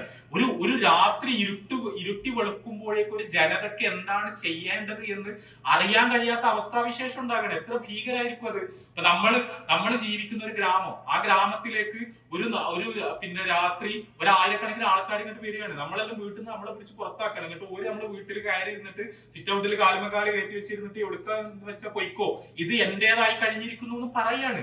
ഇങ്ങനെ ഭീകര സംഘങ്ങൾ ആകെ ഗ്രാമാന്തരങ്ങളിലേക്ക് കയറി ചെന്ന് അത് മുഴുവൻ പിടിച്ചെടുത്ത് കുറെ ഭൂമി ഒന്നാകെ ഒരുമിച്ച് കൂട്ടുകയാണ്, കുറെ മനുഷ്യരെ കൊല്ലുകയാണ്. ആ തരത്തിൽ ഭൂമിയില്ലാത്ത, വീടില്ലാത്ത, വീട്ടിൽ നിന്ന് കുടിയിറക്കപ്പെട്ട, ജീവിക്കാൻ ഒരു തുണ്ട് സ്ഥലമില്ലാത്ത ഒരു ജനതയായി അഭയാർത്ഥികളുടെ വലിയൊരു പ്രവാഹം ഉണ്ടാകുകയാണ്. ഇതിനാണ് നമ്മൾ സാധാരണ നക്ബ എന്ന് പറയുന്നത്. 1948 ഒരു രാജ്യം ഉണ്ടായ സമയത്ത് ഈ ജനങ്ങൾ മുഴുവൻ എവിടേക്കാണ് പോവേണ്ടതെന്ന് അറിയാതെ കുറെ ആൾക്കാർ ഈജിപ്തിക്ക് പോകുന്നു, കുറെ ആൾക്കാർ ജോർദാനിക്ക് പോകുന്നു, ഏതെങ്കിലുമൊക്കെ നിരക്ക് ശേഷിയുള്ള ആൾക്കാർ വേറെ രാജ്യങ്ങളിലേക്ക് പോകുന്നു, മിഡിൽ ഈസ്റ്റിലെ അറബ് രാജ്യങ്ങളിലേക്ക് വരുന്നു, എന്തെങ്കിലുമൊക്കെ കുറച്ച് പൈസ ഉണ്ടാക്കാൻ പറ്റുന്ന ആൾക്കാർ യൂറോപ്പിലേക്കോ അമേരിക്കയിലേക്കോ ഒക്കെ പോകുന്നു. അവര് വലിയ ദശലക്ഷക്കണക്കിന് മനുഷ്യർ ഒരു നാട്ടിൽ നിന്ന് പൊടുന്നനെ ഡിസ്പ്ലേസ്ഡ് ആവുകയാണ്. നമ്മൾ ഇന്ത്യയും പാകിസ്ഥാനും ഉണ്ടായ സമയത്ത് ഇന്ത്യയിൽ നിന്ന് കുറെ ആൾക്കാർ പാകിസ്ഥാനിക്ക് പോയി, പാകിസ്ഥാനിൽ നിന്ന് കുറെ ആൾക്കാർ ഇന്ത്യക്ക് പോയി എന്നല്ല പറയും. പക്ഷെ അവർക്ക് പോകാൻ ഒരു രാജ്യമെങ്കിലും ഉണ്ടായിരുന്നു എന്ന് വിചാരിക്കാം. അവരെത്തിപ്പെട്ട സ്ഥലത്ത് അവർക്ക് പൗരത്വം ഉണ്ടായി എന്ന് വിചാരിക്കാം. പക്ഷെ എവിടുത്തെ പൗരന്മാരാന്ന് അറിയാത്ത, ഞങ്ങളുടേത് എന്ന് പറഞ്ഞ് ഒരു രാജ്യം ചൂണ്ടിക്കാണിച്ചു കൊടുക്കാനില്ലാത്ത ലക്ഷക്കണക്കിന് മനുഷ്യരുണ്ടായി. അവരുടെ മക്കളും അഭയാർത്ഥികളാണ്, മക്കളുടെ മക്കളും അഭയാർത്ഥികളാണ്. അവര് അടുത്ത തലമുറ കഴിഞ്ഞ് പിന്നത്തെ തലമുറയായിട്ട് പോലും അവര് ഇതേപോലെ തന്നെ രാജ്യമില്ലാത്ത അഭയാർത്ഥികളായി തുടരുന്ന അവസ്ഥാവിശേഷം ഉണ്ടായി. ഇതിന്റെ ബാക്കിയുള്ള കാര്യങ്ങൾ നമുക്ക് പറയേണ്ട ആവശ്യമില്ലല്ലോ. പിന്നുള്ള കാര്യം നമുക്ക് അറിയാം എന്താണ് സംഭവിച്ചത്. ഈ അന്യായത്തിന് നാൾക്ക് നാൾ തിടം വെക്കുകയല്ലാതെ, ഈ അനീതി നാൾക്ക് നാൾ ശക്തിയായി വരികയല്ലാതെ അതിന് ഒരിക്കലും ഒരു പരിഹാരം ഉണ്ടായിട്ടില്ല. നമ്മൾ ഈ പതിറ്റാണ്ടുകളിലൂടെ മുഴുവൻ നമ്മൾ കടന്നു വന്നു. നമ്മൾ അതിന്റെ ഒരു പരിസമാപ്തി എന്നുള്ള നിലക്ക് ഇപ്പൊ നമ്മൾ കേട്ടുകൊണ്ടിരിക്കുന്നത് അതിനേക്കാൾ വിചിത്രമായ ആശയങ്ങളാണ്. കാരണം ജീവിക്കാൻ ഒരു സ്ഥലവും ഇല്ലാഞ്ഞിട്ടാണ് നമ്മൾ ഈ ഗസ എന്നൊക്കെ പറയുന്നത്. അത് എത്ര ചെറിയൊരു സ്ഥലം നമുക്കറിയാം. ആ സ്ഥലത്തിനുള്ളിൽ അത്രയും ലക്ഷം ആൾക്കാർ തിങ്ങിപ്പാർക്കുന്നു എന്ന് പറഞ്ഞാൽ ശരിക്കും നമുക്ക് വിശ്വസിക്കാൻ കഴിയൂല. അത് നമ്മളതിന്റെ ഭീകരത നമുക്ക് മനസ്സിലാക്കാനായിട്ടാണ്. അതിന്റെ ഒരു പോപ്പുലേഷൻ ഡെൻസിറ്റി എന്ന് പറഞ്ഞാൽ വളരെ ജനസാന്ദ്രത ഏറ്റവും ഉയർന്ന അവസ്ഥയിലാണ് അവിടെ ഉള്ളത്. കാരണം അതൊരു മുനമ്പാണ്, ഒരു വളരെ ചെറിയൊരു സ്ട്രിപ്പാണത്. അതിന്റെ നീളം വീതി എന്ന് പറഞ്ഞാൽ അതിനുള്ളിൽ അത്രയും ലക്ഷക്കണക്കിന് ആൾക്കാർ തിങ്ങിപ്പാർക്കേണ്ടി വരിക എന്ന് പറഞ്ഞാൽ അത് മുഴുവൻ അവിടെ ജനിച്ചു വളർന്ന മനുഷ്യന്മാരല്ല. അത് ഫിലസ്തീനിന്റെ വേറെ ടെറിറ്ററികളിൽ നിന്ന് ജീവിക്കാൻ കഴിയാതെ പുറന്തള്ളപ്പെട്ട അഭയാർത്ഥികളായ ജനതയാണ്. ആ ജനതയെ അവിടെ നിന്ന് പുറത്താക്കണം എന്ന് ലോകരാജ്യങ്ങൾ സംസാരിക്കുന്ന അവസ്ഥയിലേക്ക് കാര്യങ്ങൾ പോവുകയാണ്. അതും ഈ കൂട്ടക്കുരുതി മുഴുവൻ കഴിഞ്ഞതിന് ശേഷം. അപ്പോ ഞാൻ അവസാനിപ്പിക്കുകയാണ്. നമ്മള് ഫിലസ്തീൻ എന്ന് പറയുന്ന ഇസ്ലാമികമായ പ്രാധാന്യമുള്ള മസ്ജിദുൽ അഖ്സ നിലനിൽക്കുന്ന ഒരു ഭൂമി, ആ ഭൂമിയിലെ ജനങ്ങൾ കഴിഞ്ഞ ഈ പതിറ്റാണ്ടുകളായി അനുഭവിച്ചു കൊണ്ടിരിക്കുന്ന ഈ പ്രയാസങ്ങളെ നമ്മൾ ആ അർത്ഥത്തിൽ തന്നെ ഗൗരവത്തിൽ നമ്മളുടെ ഉള്ളിലേക്ക് എടുക്കുകയും നമ്മളുടെ പ്രാർത്ഥനകളിൽ അവർ ഉണ്ടാവുകയും ചെയ്യണമെന്ന് സൂചിപ്പിക്കാൻ വേണ്ടി മാത്രമാണ് ഞാൻ ഈ കാര്യങ്ങൾ പറഞ്ഞത്. ഇതിൽ പല കാര്യങ്ങളും നിങ്ങൾക്ക് അറിയുന്നതാകാം, ചിലപ്പോ ഈ കാര്യങ്ങളായിരിക്കൂല നിങ്ങൾക്ക് കൂടുതൽ അറിയേണ്ടത്, വേറെ കാര്യങ്ങൾ ഉണ്ടാകാം. നമ്മുടെ സമയത്തിന്റെ പരിമിതി ഉണ്ട്. നമ്മൾ ഒരു 10 മിനിറ്റ് ജസ്റ്റ് വേണമെങ്കിൽ എന്തെങ്കിലും നിങ്ങൾക്ക് സംശയങ്ങൾ ഉണ്ടെങ്കിൽ അല്ലെങ്കിൽ ഏതെങ്കിലും ഭാഗം പറയണമെന്ന് തോന്നുന്നുണ്ടെങ്കിൽ നിങ്ങൾക്ക് അത് ഉന്നയിക്കാവുന്നതാണ്. കുറഞ്ഞ സമയം അതുകൂടി ചെയ്തിട്ട് നമുക്ക് കൺക്ലൂഡ് ചെയ്യാൻ തോന്നുന്നു. ഇൻഷാ അല്ലാഹ്. ആ സമയത്ത് ഫലസ്തീനെ പറ്റിയ സംശയങ്ങൾ പറഞ്ഞപ്പോ മസ്ജിദുൽ അഖ്സയുടെ ഭാഗങ്ങൾ ഉയർത്തി കാണിച്ചിട്ട് അവശിഷ്ടങ്ങളാണ്, അവശേഷിപ്പുകളാണ്, അല്ലാതെ മസ്ജിദുൽ അഖ്സ ഒന്നും ഇല്ല. മസ്ജിദുൽ അഖ്സ എന്ന് പറഞ്ഞാൽ കെട്ടിടമില്ല. നമ്മള് ഇപ്പോ മക്കയിലെ മസ്ജിദുൽ ഹറാം എന്ന് പറഞ്ഞാൽ ശരിക്കും എന്താണ് ശരിക്കും മസ്ജിദുൽ ഹറാം എന്ന് പറഞ്ഞാൽ? നമ്മളെ മക്കയിൽ ചെന്നാൽ പറയും തുർക്കിക്കെട്ട് എന്ന് പറയും അല്ലേ? പള്ളിന്റെ ഉള്ളിൽ നമ്മൾ തുർക്കിക്കെട്ട് ഉണ്ടെന്ന് പറയാം. അതാണോ മസ്ജിദുൽ ഹറാം? അതിന്റെ അപ്പുറത്ത് സൗദിയാൽ ഉണ്ടാക്കിയ ബിൽഡിംഗ് ആണോ മസ്ജിദുൽ ഹറാം? അല്ല, ആ ഭൂമിയാണ്, ആ ഭൂമിക്കാണ് പ്രാധാന്യം. അവിടെ വേറെ വേറെ ഭരണകൂടങ്ങൾ കെട്ടിടങ്ങൾ ഉണ്ടാക്കും, കെട്ടിടങ്ങൾ പൊളിക്കും, പുതിയ കെട്ടിടങ്ങൾ വരും. അതൊന്നല്ല മസ്ജിദുൽ ഹറാം അല്ലേ? നമ്മളിപ്പോ അവിടെ ഏതെങ്കിലും കെട്ടിടം പൊളിച്ച് വേറെ കെട്ടിടം വന്നുകൊണ്ട് അതിന് പരിശുദ്ധി നഷ്ടപ്പെടും? ഇല്ല, ആ ഭൂമിക്കാണ് പ്രാധാന്യം. ഇതേപോലെ തന്നെയാണ് മസ്ജിദുൽ അഖ്സ. അത് ഉമർ റളിയല്ലാഹു അൻഹു ഉണ്ടാക്കിയ കെട്ടിടം പോലും അല്ല, ശരിക്ക് ആ ഭൂമിയാണ്, ആ സ്ഥലത്തിനാണ് പ്രത്യേകത ഉള്ളത്. അവിടെ ഇനി ഒരു ബിൽഡിംഗും ഇല്ലെങ്കിൽ നമ്മൾ പോയി നിസ്കരിച്ചാൽ അത് അവിടെയുള്ള നിസ്കാരമാണ്. അപ്പോ അവിടെ റസൂലുള്ളാഹി സ്വല്ലല്ലാഹു അലൈഹി വസല്ലമയെ മസ്ജിദുൽ അഖ്സയിലേക്ക് കൊണ്ടുപോയി എന്ന് പറഞ്ഞാൽ, ബൈത്തുൽ മഖ്ദിസിലേക്ക് കൊണ്ടുപോയി എന്ന് പറഞ്ഞാൽ ആ സ്ഥാനത്തേക്ക് കൊണ്ടുപോയി എന്ന് മാത്രമേ അർത്ഥമുള്ളൂ. അവിടെ അതിന്റെ അവശിഷ്ടങ്ങൾ ഉണ്ടായിരുന്നു, ശേഷിപ്പുകൾ ഉണ്ടായിരുന്നു, അറബികൾ അതിൽ യാത്ര ചെയ്യാറുണ്ടായിരുന്നു. അതുകൊണ്ട് മക്കയിൽ നിന്ന് ഈ കച്ചവട സംഘത്തിന്റെ ഭാഗമായിട്ടൊക്കെ യാത്ര ചെയ്തു പോകുന്ന മുശ്രിക്കുകളെ സംബന്ധിച്ചിടത്തോളം അവർ ഏരിയ അവർക്ക് പരിചിതമായിരുന്നു. അപ്പൊ ആ ശേഷിപ്പുകളെ കുറിച്ച് ചോദിച്ചാൽ അതിന്റെ ഡീറ്റെയിൽസ് കൃത്യമായി റസൂലുള്ളാഹി സ്വല്ലല്ലാഹു അലൈഹി വസല്ലമക്ക് പറഞ്ഞു കൊടുക്കാൻ പറ്റിയെന്ന് മാത്രമേ ഉള്ളൂ. അതായത് വേസ്റ്റ് ഡംപ് ചെയ്യുന്ന ഈ റോമക്കാരെന്ന് പറഞ്ഞ ബഹുദൈവ ആരാധകരാണ്, ആരാധകരാണ്. ഇബ്രാഹിം നബിക്ക് മനുഷ്യന്മാരുടെ ചരിത്രത്തിലുള്ള ഏറ്റവും വലിയ പ്രാധാന്യം എന്ന് പറഞ്ഞാൽ അള്ളാഹുവിനെ മാത്രം ആരാധിക്കുന്ന ഒരു ജനസമൂഹം ഇബ്രാഹിം നബിയിലൂടെയാണ് ശരിക്കും ഉണ്ടായി വന്നത്. നമുക്കറിയാലോ, നൂഹ് നബിന്റെ സമൂഹം നശിപ്പിക്കപ്പെട്ടതിന് ശേഷം. അതുകൊണ്ടാണ് നമ്മളുടെയൊക്കെ മതത്തിന് അബ്രഹാമിക മതം എന്ന് പറയുന്നത്. ഇപ്പോ യഹൂദ മതം, ക്രിസ്തു മതം, ഇസ്ലാം, ഈ 3 മതങ്ങളാണ് ശരിക്കും അള്ളാഹിനെ ആരാധിക്കുന്നത്. അവരുടെ സങ്കല്പങ്ങളിൽ കുറെ വൈകല്യങ്ങളൊക്കെ ഉണ്ട്. ഇപ്പൊ ക്രിസ്ത്യാനികൾക്ക് ഇതൊക്കെയുണ്ട്, യഹൂദർക്ക് അവരുടേതായ അന്ധവിശ്വാസങ്ങളുണ്ട്, പടച്ചോനെ പറ്റിയുള്ള തെറ്റിദ്ധാരണകളുണ്ട്. പക്ഷെ നമ്മൾ ആരാധിക്കുന്നത് ഒരേ ഒരു പ്രപഞ്ചനാഥനെയാണ്. അതായത് ക്രിസ്ത്യാനികൾ യഹോവ എന്ന് പറയുമ്പോൾ, അല്ലെങ്കിൽ യഹൂദർ യഹോവ എന്ന് പറയുമ്പോൾ ആരെയാണോ ഉദ്ദേശിക്കുന്നത് അവരെ തന്നെയാണ് നമ്മൾ അള്ളാഹു എന്ന് പറയുമ്പോഴും ഉദ്ദേശിക്കുന്നത്. നമ്മൾ അസ്മാവ സിഫാത്ത് അതേപോലെ മനസ്സിലാക്കുന്നു, പടച്ചോനെ അതേപോലെ അംഗീകരിക്കുന്നു എന്നൊന്നുമല്ല പറയുന്നത്. പക്ഷെ ആ അസ്തിത്വത്തെയാണ്. അതായത് നമ്മളെ നാട്ടിലെ വിഗ്രഹാരാധകർ ദൈവം എന്ന് പറയുമ്പോൾ അവർ ഉദ്ദേശിക്കുന്നത് ചിലപ്പോൾ ഒരു വിഗ്രഹത്തിനെ ആയിരിക്കും, ചിലപ്പോൾ ഏതെങ്കിലും ദേവനെ ആയിരിക്കും, ഏതെങ്കിലും ദേവതയായിരിക്കും. പക്ഷെ യഹൂദനും ക്രിസ്ത്യാനികളും അങ്ങനെയല്ല. അതുകൊണ്ടാണ് ഞാൻ പറയുന്നത്, നമ്മളെല്ലാവരും പ്രപഞ്ച സൃഷ്ടാവിനെ ആരാധിക്കുന്ന സമൂഹങ്ങളൊക്കെ ഉണ്ടായത് ഇബ്രാഹിം നബിയുടെ പിന്തുടർച്ചയായിട്ടാണ്. അതുകൊണ്ട് തന്നെ റോമക്കാർക്ക് ഇത് ഭയങ്കര അത്ഭുതമായിരുന്നു. ഇത് എന്താ ആരാധനാലയം, അതിൻ്റെ ഉള്ളിൽ ഒരു ബിംബം പോലും ഇല്ല, അതായത് അവർക്ക് ഉൾക്കൊള്ളാൻ കഴിയുന്ന ഒരു കാര്യമല്ല. അതുകൊണ്ട് അവരെ തകർത്തു. ഇങ്ങനെ ഒരു സാധനം ഇവിടെ ആവശ്യമില്ല എന്ന് പറഞ്ഞു. ഈ ഭൂമിക്ക് പ്രത്യേകിച്ച് ഒരു പ്രത്യേകത ഇല്ല എന്ന് പറഞ്ഞു. അവിടെ നമുക്ക് ചപ്പും ചവറും കൊണ്ടുപോയിടാന്ന് പറഞ്ഞു. അങ്ങനെ അവരെ വീക്ഷണത്തിൽ ആരാധനാലയങ്ങൾ എന്ന് പറഞ്ഞാൽ ഏതെങ്കിലും വിഗ്രഹങ്ങൾ കുടിയിരുത്തപ്പെട്ട സ്ഥലങ്ങളാണല്ലോ. അങ്ങനെയൊന്നും അവിടെ ഇല്ല. അതുകൊണ്ട് അത് പാറൊന്നും പറ്റൂല, കൊണ്ടുപോയി ചപ്പും ചവറും ഇടാന്ന് വിചാരിച്ചു. ആ ചപ്പും ചവറും ഇടാൻ വേണ്ടി മാത്രമാണ് അവർ ഉപയോഗിച്ചത്. പിന്നെ ഉമർ റളിയല്ലാഹു അൻഹുവിന്റെ ഒക്കെ കയ്യിലേക്ക് വരുന്നതിന് മുമ്പ് ഫിലസ്തീൻ ക്രിസ്ത്യാനികളുടെ കയ്യിലേക്ക് പോയി. പക്ഷെ ക്രിസ്ത്യാനികൾക്ക് അതിന് താല്പര്യമൊന്നും ഇല്ലായിരുന്നു. അതായത് ബൈത്തുൽ മഖ്ദിസിൽ അവർക്ക് താല്പര്യമൊന്നും ഇല്ലായിരുന്നു. അവരുടെ താല്പര്യം എന്ന് പറഞ്ഞാൽ യേശു ജനിച്ച സ്ഥലം, യേശു വളർന്ന സ്ഥലം, അവിടെ ഓരോ സ്മാരകങ്ങൾ ഉണ്ടാക്കുക, അത് പുണ്യസ്ഥലങ്ങളായി കാണാന്നുള്ളത് മാത്രമായിരുന്നു അവരുടെ താല്പര്യം. ഇപ്പോഴും പലസ്തീനിൽ പോയാൽ നമുക്കറിയാലോ, ബൈത്തുൽ മഖ്ദിസിനല്ല ശരിക്കും ക്രിസ്ത്യാനികൾ പ്രാധാന്യം കൊടുക്കുന്നത്, മസ്ജിദുൽ അഖ്സയുടെ ഭൂമിക്കല്ല. യഹൂദർ കൊടുക്കുന്ന പ്രാധാന്യം ക്രിസ്ത്യാനികൾ കൊടുക്കുന്നില്ല അല്ലേ? അവർക്ക് ക്രിസ്ത്യാനികൾ തീർത്ഥാടകരായി ഫലസ്തീനിൽ പോകുന്നത് എന്തിനാണ്? വേറെ കുറെ ചർച്ചകൾ കാണാൻ വേണ്ടിയിട്ടാണ്. അത് യേശുവിന്റെ ജനനവുമായിട്ട് ബന്ധപ്പെട്ട കുറെ മിത്തുകളാണ് ആ ചർച്ചകളിലുള്ളത്. ശുഭ്രമാറ്റത്തിനെ പറ്റി പറയും. അപ്പൊ ആ സമയം വരെ ഈ അവിടെ ഒന്നും ഇല്ലാത്ത ആ സ്ഥലത്തിനെ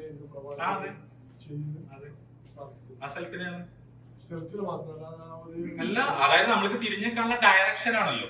അതായത് പറഞ്ഞത് അത് പള്ളിയാണ്. അവിടെ ഇനിയിപ്പോ ഒരു ബിൽഡിംഗ് ഉണ്ടായാലും ബിൽഡിംഗ് ഉണ്ടായിട്ടില്ലെങ്കിലും അതൊരു പള്ളിയാണ്. അത് ഇസ്ലാമികമായ പ്രാധാന്യമുള്ള ഒരു സ്ഥലമാണ്. അപ്പൊ അത് ഇപ്പൊ ഏതെങ്കിലും ഒരു വൻശക്തി പോയി മസ്ജിദുൽ അഖ്സ തകർത്തു എന്ന് വിചാരിക്കുക, ബോംബിട്ട് തകർത്തു എന്ന് വിചാരിക്കുക, അത് ആകെ അവശിഷ്ടങ്ങൾ മാത്രമേ ഉള്ളൂ എന്ന് വിചാരിക്കുക. എന്നാലും നമ്മൾക്ക് അത് വിശുദ്ധ ഭൂമിയാണ്.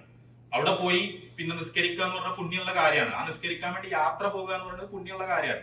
നമ്മൾ ഈ ചുമരുകളല്ല നമ്മൾ കാണുന്നത്, അത് പടച്ചവൻ അടയാളപ്പെടുത്തി തന്നൊരു സ്ഥലമാണ്. മക്കയെ പോലെ തന്നെ, നമ്മൾ മദീനയെ പോലെ തന്നെ. മദീന എന്ന് പറഞ്ഞാൽ റസൂലുള്ളാഹിന്റെ കാലത്തുള്ള ഒരു പള്ളി ഇത്ര പോകുന്ന പള്ളിയാണ്, ഇപ്പോൾ ഇത്ര വലിയ പള്ളിയാണ്. അതല്ല ഇത്ര വിഷയം. നബി സല്ലല്ലാഹു അലൈഹി വസല്ലമയുടെ കാലത്ത് ഓല മേഞ്ഞൊരു കെട്ടിടമാണ് നമ്മൾ കാണുന്നത്, അല്ലെങ്കിൽ മേൽക്കൂര പോലും ഇല്ലാത്തൊരു കെട്ടിടമാണ് നമ്മൾ കാണുന്നത്. അത്യന്താധുനികമായ കെട്ടിടമാണ്. ഇതിലേതാ മസ്ജിദുൻ നബവി? മസ്ജിദുൻ നബവി എന്ന് പറഞ്ഞാൽ ശരിക്കും ആ സ്ഥലമാണ്. മറ്റതൊക്കെ നമ്മുടെ സൗകര്യത്തിന് നമ്മൾ ഉണ്ടാക്കുന്ന കുറെ ചുമരുകളാണ്. അപ്പൊ കിബില എന്ന് പറഞ്ഞാൽ ആ ഒരു ഡയറക്ഷനിലേക്ക് നമ്മൾ തിരിഞ്ഞ് നിസ്കരിച്ചു എന്ന് മാത്രമേ ഉള്ളൂ. അതല്ലാതെ അവിടെ അങ്ങനെ ഒരു കെട്ടിടമല്ല ആ കാലത്തൊന്നും. ഇത് വളരെ ക്ലിയർ ആണ്. അതായത് ഈ പറയുന്ന നമ്മൾ പലപ്പോഴും കേൾക്കാത്തതുകൊണ്ടാണ്. യഹൂദന്മാർക്ക് അവരുടെ ചരിത്രത്തിൽ നിന്ന് വളരെ ക്ലിയർ ആയ ഒരു കാര്യമാണിത്. കാരണം അത് റോമക്കാരെന്ന് തകർത്തതിന് ശേഷം അവിടെ ഒന്നും ഉണ്ടായിട്ടില്ല. ഒരു ജൂയിഷ് ഡയസ്പോറ ഉണ്ടാവുകയാണ് ചെയ്തത്. ഒരു ലോകത്തിന്റെ വ്യത്യസ്ത ഭാഗങ്ങളിലേക്ക് ചെതറി പോവുകയാണ് ചെയ്തത്. പിന്നെ ബൈത്തുൽ മഖ്ദിസ് ജീവിച്ച ഓരോ മനസ്സിന്റെ ഉള്ളിൽ മാത്രമാണ് ഒരു വികാരമായിട്ട്. അവര് ചിലപ്പോൾ ഫലസ്തീൻക്ക് തിരിഞ്ഞിട്ടായിരുന്നു പല ജൂതന്മാരും പ്രാർത്ഥിക്കാറുണ്ടായിരുന്നു ഈ ഒരു ഓർമ്മ വെച്ചിട്ട്. പക്ഷെ അവിടെ ഒരു കെട്ടിടം ഉണ്ടായിരുന്നില്ല.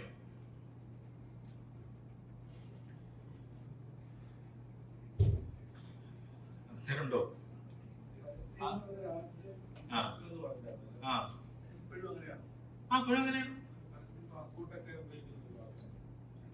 വെറുതെ സമാധാനത്തിന്. അതായത് ഫലസ്തീനിയൻ അതോറിറ്റി എന്ന് പറഞ്ഞിട്ടൊരു സംഭവം ഉണ്ട്. അത് കടലാസിൽ മാത്രമുള്ള ഒരു സാധനമാണ്. അവർക്ക് ഒരു അതോറിറ്റി ഇല്ല. ഒരു രാജ്യം ഒരിക്കലും രൂപീകരിക്കപ്പെട്ടിട്ടില്ല. നിങ്ങൾ ആലോചിച്ച് നോക്കൂ, ഒരു നാടിന് നടുവ് വന്നിട്ട് ആ നാട്ടുകാരെ പുറത്താക്കി വേറെ രാജ്യം ഉണ്ടായി കഴിഞ്ഞു. എന്നിട്ടും നേരത്തെ ഉള്ള ആൾക്കാർക്ക് രാജ്യമില്ല അല്ലെ? നമ്മളിപ്പോ ശരിക്കും മക്കയിൽ റസൂലുള്ളാഹി സ്വല്ലല്ലാഹു അലൈഹി വസല്ലമയുടെ അനുയായികളിൽ പീഡിപ്പിക്കപ്പെട്ടതാണ്. ഇപ്പൊ ബിലാൽ റളിയല്ലാഹു അൻഹു പീഡിപ്പിക്കപ്പെട്ടു അല്ലെ? അതിഭീകരമായി പീഡിപ്പിക്കപ്പെട്ടു. അതേപോലെ അബൂബക്കർ റളിയല്ലാഹു അൻഹു, ഉമർ റളിയല്ലാഹു അൻഹു പീഡിപ്പിക്കപ്പെട്ടിട്ടില്ല. എന്താ കാരണം?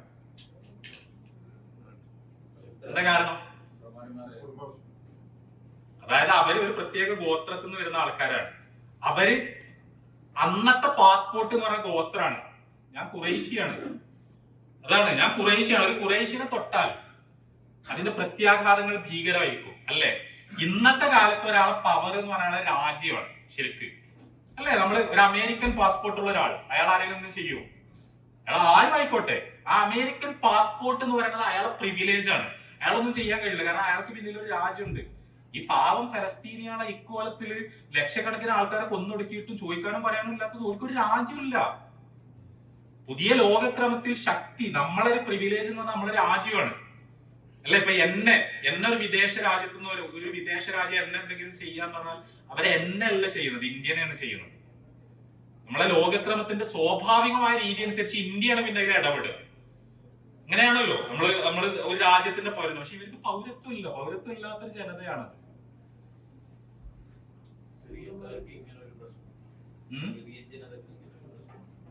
അതെ,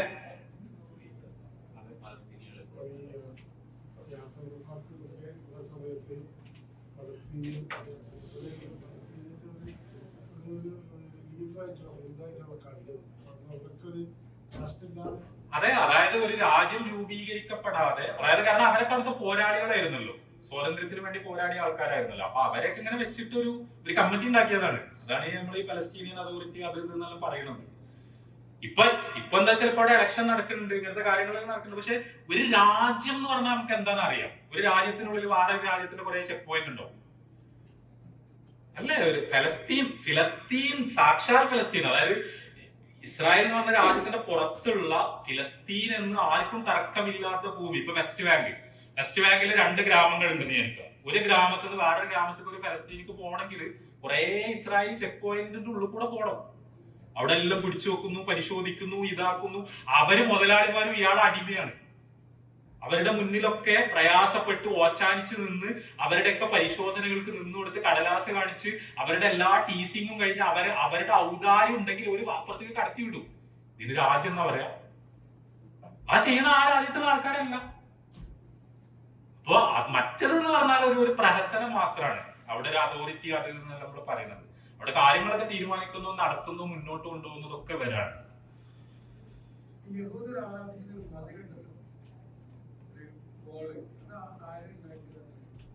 അതായത് അവരുണ്ടാക്കിയതാന്ന് വെച്ചാൽ നേരത്തെ പിന്നെ ബൈത്തുൽ മഖ്ദിസിന് അവർക്കൊരു പ്രാധാന്യം ഉണ്ടല്ലോ. അപ്പൊ അവര് ബൈത്തുൽ മഖ്ദിസിൽ നേരത്തെ നടത്തിയിരുന്ന ഒരു ആരാധനാ രീതിയായിരുന്നു അത്, ഈ കരച്ചിൽ എന്ന് പറയുന്നത്. അത് പഠിച്ചോണ്ട് പുള്ളിക്ക് അറിയാണ്. അപ്പൊ അവര് ഈ സ്ഥലത്തായിരുന്നു നടത്തിയിരുന്നത്. അവര് സങ്കല്പിക്കുകയാണ് ഈ ദാവൂദ് നബി ഉണ്ടാക്കിയ ബൈത്തുൽ മഖ്ദിസിൽ ഇങ്ങനത്തെ ഒരു സ്ഥലം ഉണ്ടായിരുന്നു എന്നുള്ളതാണ് അവരുടെ സങ്കല്പം. അപ്പൊ അത് അവര് തുടരുന്നു, അവിടെ ചെന്നിട്ട് ഇതാക്കുന്നു എന്നുള്ളത് മാത്രം. നിർമ്മാണം എനിക്കറിയില്ല, ആരെ കാലത്താണ് നിർമ്മിക്കപ്പെട്ടത് എനിക്കറിയില്ല. വീപ്പിംഗ് വാൾ ശ്യാം എന്ന് പറഞ്ഞിട്ട് പണ്ട് ബർക്കത്തിന് വേണ്ടി പ്രവർത്തിച്ചിരുന്ന സ്ഥലമില്ല, അതിൽപ്പെട്ടതാണ് ഷാം എന്ന് പറഞ്ഞ റസൂലുള്ളാഹി സ്വല്ലല്ലാഹി അലൈഹി വസല്ലമ അഷ്ഷാം എന്ന് പറയുന്നത് നമ്മൾ സിറിയ എന്ന് പറയും. ഷാം എന്ന് പറഞ്ഞാൽ നമ്മൾ പെട്ടെന്ന് സിറിയ എന്ന പരിഭാഷപ്പെടുത്തുക. ശരിക്ക് ഷാം എന്ന് പറഞ്ഞാൽ ഗ്രേറ്റർ സിറിയാണ്. അതായത് നമ്മൾ ഇന്ന് പറയുന്ന സിറിയ എന്ന് പറഞ്ഞ രാജ്യമല്ല. ഈജിപ്ത് ഷാമാണ്, ജോർദാൻ ഷാമാണ്, സിറിയ ഷാമാണ്, ലബനാൻ ഷാമാണ്, നമ്മൾ തുർക്കി ഷാമാണ്. അതായത് നമ്മള് അറേബ്യൻ ഉപദ്വീപിലാണല്ലോ ഇസ്ലാം ഉണ്ടായാലും ഇസ്ലാം ആദ്യം ജയിച്ചടക്കിയതും.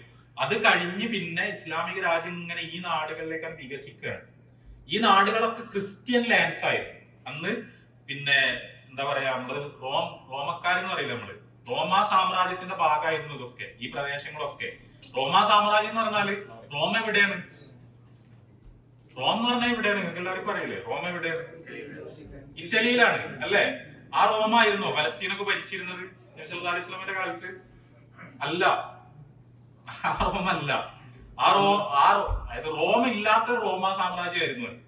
അതായത് റോം അല്ലായിരുന്നു ശരിക്കും. ഓരോ തലസ്ഥാനം എന്ന് പറഞ്ഞാൽ ഇസ്തംബൂളാണ്. നമ്മൾ ഇന്നത്തെ തുർക്കിയിലുള്ള ഇസ്തംബൂൾ ഉണ്ടല്ലോ, യൂറോപ്പ്. അതായത് ഏഷ്യ യൂറോപ്പ് ഇങ്ങനെ മുഖാമുഖം നിൽക്കുന്ന ഒരു സ്ഥലമാണ്. അതിന്റെ ഇടയിൽ ഇങ്ങനെ ചെറിയൊരു ബോസ്ഫറസ് കടലെടുക്ക് എന്ന് പറഞ്ഞ വളരെ ചെറിയൊരു ഇത് മാത്രമേ ഉള്ളൂ. നമുക്ക് ബോട്ടിലൊക്കെ കിടക്കാൻ പറ്റിയ സ്ഥലമാണ്. അവിടെ ആ യൂറോപ്യൻ ഇതിലുള്ള എസ്റ്റാബ്ലിഷ്മെന്റ് ആണ്. അവർ കോൺസ്റ്റാന്റിനോപ്പിൾ എന്നാണ് പറഞ്ഞിരുന്നത്. അതാണ് ഇസ്തംബൂൾ ആയത്. ആ കോൺസ്റ്റാന്റിനോപ്പിൾ ആയിരുന്നു ഈ റോമാ സാമ്രാജ്യത്തിന്റെ തലസ്ഥാനം. യൂറോപ്പിൽ ഉണ്ടായിരുന്നത് ഈ ഇസ്തംബൂൾ ആണ്. ബാക്കിയൊക്കെ മിക്കവാറും ഈ പ്രദേശങ്ങളായിരുന്നു. നമ്മളിപ്പോ മാഗരീബ് എന്ന് പറയുമ്പോൾ നോർത്ത് ആഫ്രിക്ക അല്ലേ, നമ്മൾ എന്താണ് ഈ മൊറോക്കോ, ഈ പിന്നെ മൗറിത്താനിയ എന്നൊക്കെ നമ്മൾ പറയുന്ന ആ ഭാഗവും, പിന്നെ ഈജിപ്തും, പിന്നെ ഏഷ്യയിൽ നമ്മൾ വെസ്റ്റ് ഏഷ്യ എന്ന് പറയുന്ന സിറിയയും ലബനാനും പലസ്തീനും ജോർദാനും തുർക്കിയും ഒക്കെ അടങ്ങിയ ആ ഒരു വിശാലമായ ഭാഗമായിരുന്നു റോമാ സാമ്രാജ്യം. അതിന്റെ തലസ്ഥാനം കോൺസ്റ്റാന്റിനോപ്പിൾ ആയിരുന്നു. അത് ഉമവിയരുടെ കാലത്ത്, ഉമർ റളിയല്ലാഹുവിന്റെ കാലത്ത് ജെറൂസലേം കീഴടങ്ങി. ഉമവിയരുടെ കാലമായപ്പോഴേക്ക് മുസ്ലിങ്ങളുടെ തലസ്ഥാനം തന്നെ ആ പ്രദേശത്തേക്ക് മാറി. ഒരു ഷാം എന്ന് പറഞ്ഞ ഫലസ്തീനൊക്കെ ഉൾക്കൊണ്ടതാണ് ഷാം. ഈ പ്രദേശങ്ങളൊക്കെ ഉൾക്കൊണ്ടാണ് ഷാം. ഡമസ്കസ് ആയിരുന്നല്ലോ പിന്നെ തലസ്ഥാനം. ദിമഷ്ക് നമ്മൾ പറയുന്ന ഡമസ്കസ്. മുആവിയ റളിയല്ലാഹുവിന്റെ തലസ്ഥാനം എന്ന് പറഞ്ഞാൽ ശരിക്കും ഡമസ്കസ് ആണ്. നമ്മള് ഇസ്ലാമിക സാമ്രാജ്യം വികസിച്ചു. കാരണം ഡമസ്കസ് ഭയങ്കര സിറ്റി ആയിരുന്നു. ഇന്നല്ല, അന്ന് ശരിക്ക് ഭയങ്കര കൗതുകമുള്ള കാര്യമാണ്. ഭയങ്കര മാഗ്നിഫിസന്റ് ആയ, അത്രയും വിപുലമായ, ആരും കണ്ണഞ്ചി പോകുന്ന മഹാനഗരമായിരുന്നു ഡമസ്കസ് എന്ന് പറഞ്ഞാൽ. ഡമസ്കസ് ഉണ്ടായിരിക്കെ വേറെ ക്യാപിറ്റൽ ഉണ്ടാകുക എന്ന് പറയുന്നത് അചിന്യമായിരുന്നു. കാരണം അക്കോലത്തുള്ള സിറ്റിയാണ്. കാരണം അത് ഈ നേരത്തെ പറഞ്ഞ റോമാ സാമ്രാജ്യത്തിന്റെ ഭാഗമായി വളർന്നു വന്നൊരു സിറ്റിയാണ്. അപ്പോ അറബികൾ സ്വാഭാവികമായും തലസ്ഥാനം അങ്ങോട്ട് മാറ്റി. കാരണം അറേബ്യൻ ഉപദ്വീപിൽ അന്ന് അങ്ങനത്തെ സിറ്റികളൊന്നുമില്ല, വലിയ നിർമ്മാണങ്ങളൊന്നുമില്ല, വലിയ സിവിലൈസേഷൻ ഒന്നുമില്ല. ഇവര് റോമൊക്കെ ഇസ്ലാമിക സാമ്രാജ്യത്തിന്റെ ഭാഗമായി മാറിയപ്പോഴാണ് മുസ്ലിങ്ങളുടെ അടുത്തേക്ക് വന്നത്. അപ്പൊ ആ ദിമഷ്ക് കേന്ദ്രമായിട്ടാണ് പിന്നെ ആ ഭാഗങ്ങളൊക്കെ ഭരിക്കപ്പെടുന്നത്. അതിന്റെ ഒരു ഭാഗമായിരുന്നു പലസ്തീൻ. നേരത്തെ കോൺസ്റ്റാന്റിനോപ്പിൾ ആയിരുന്നു. കോൺസ്റ്റാന്റിനോപ്പിൾ മുസ്ലിങ്ങളുടെ കയ്യിലേക്ക് വന്നത് പിന്നെയും കുറെ കഴിഞ്ഞിട്ടാണ്. നമുക്കറിയാലോ, ഈ ഉസ്മാനികളെ, ഈ ഓട്ടോമൻ സാമ്രാജ്യം വരുന്നതോട് കൂടിയാണ് കോൺസ്റ്റാന്റിനോപ്പിൾ മുസ്ലിങ്ങളുടെ കയ്യിലേക്ക് വരുന്നത്.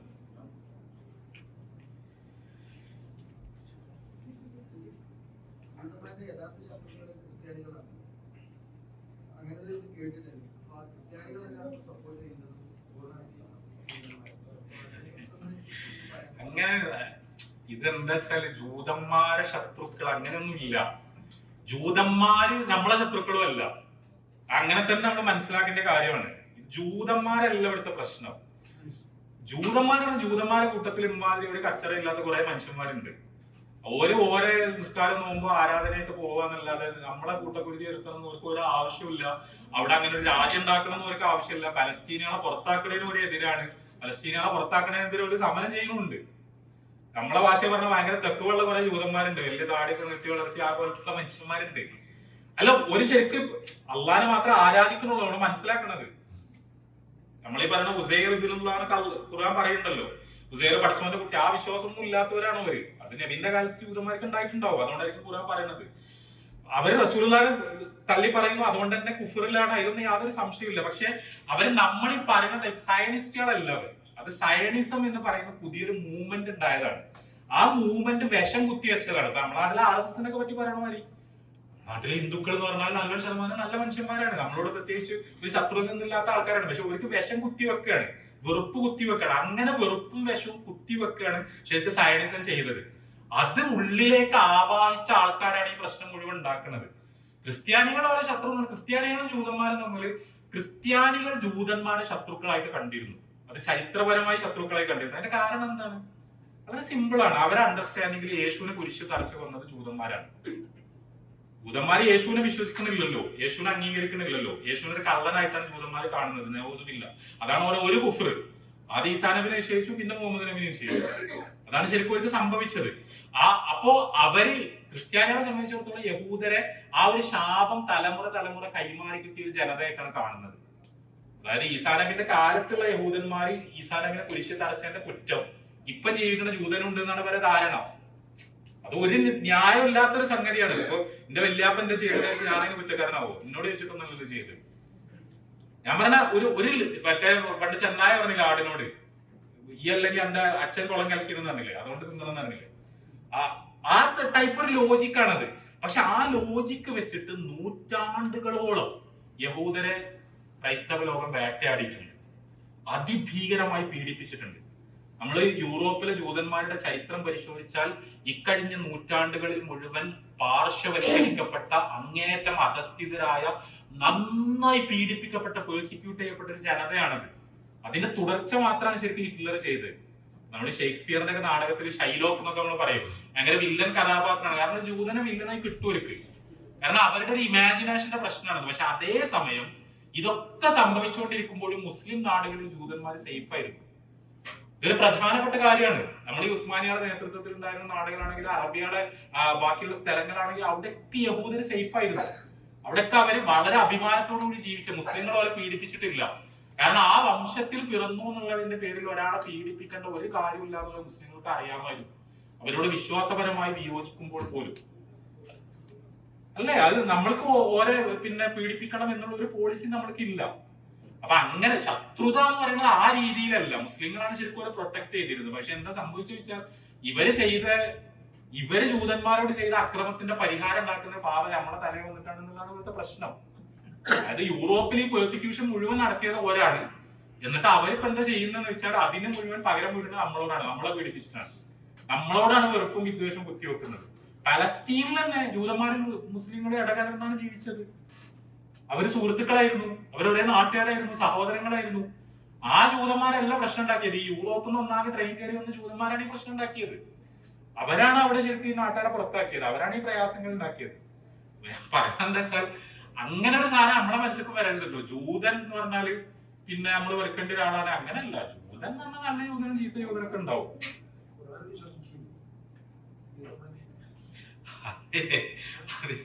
അതെ, അതായത് അവര് ചെയ്ത തെറ്റായ പ്രവൃത്തികളുടെ പേരിലുള്ള ഒരു ശാപമാണത്, അല്ലേ?